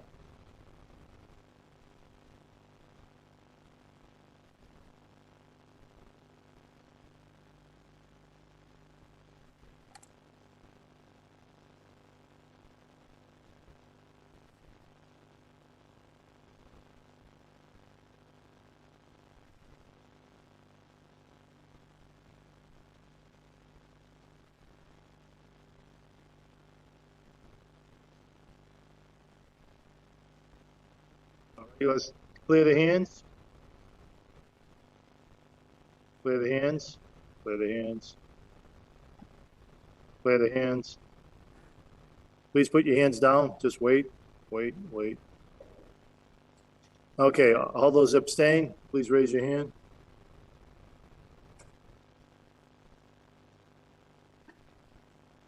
And when you're ready, the clerk can announce the vote results.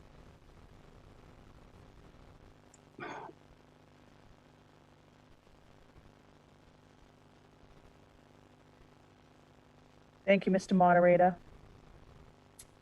To move the question, the vote is yes, 109, no, 3, abstentions, 1. Thank you, Stephanie. There was a 2/3 required to cut off debate. The motion passes.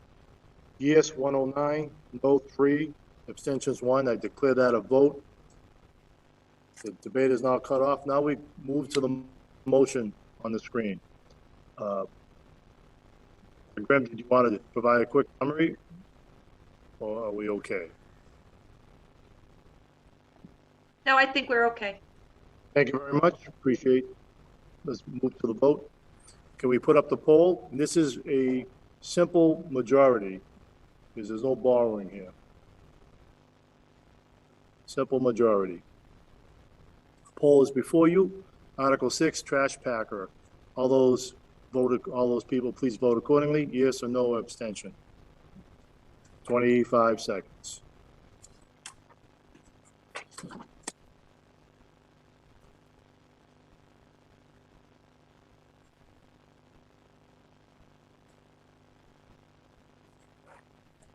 time. Okay, time has expired. Could we clear the poll and share the results? And the town clerk will announce the results.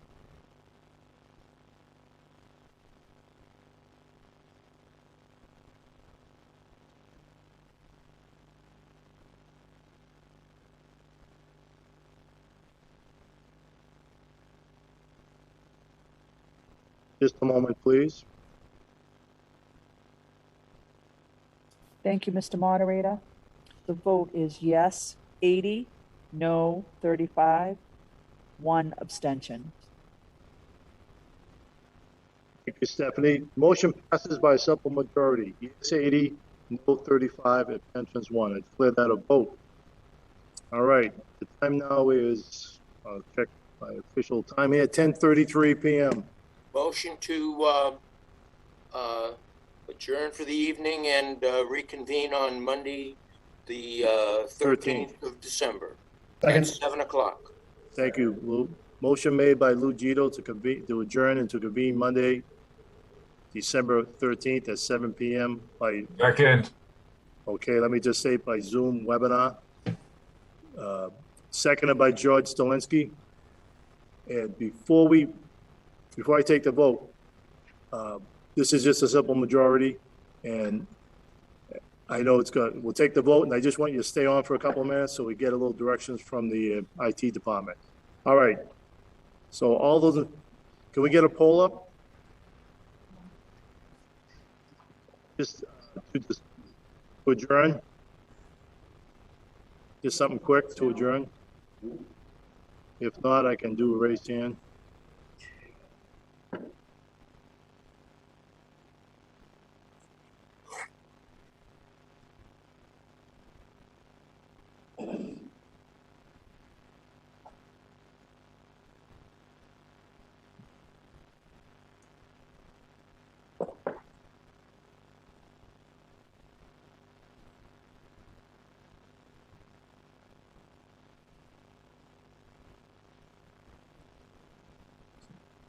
Yeah.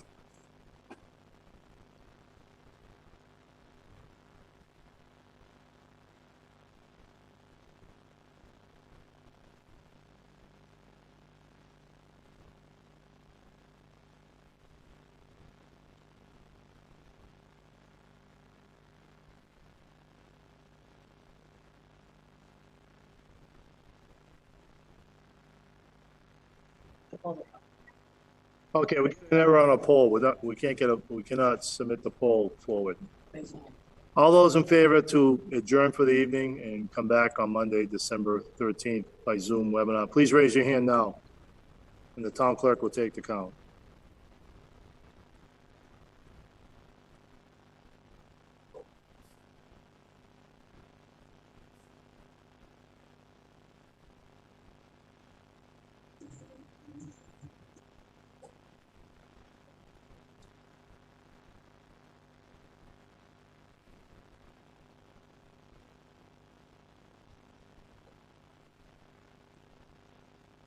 We good? Okay. Please lower the hands. Lower the hands, lower the hands, lower the hands. All those opposed, please raise your hand now.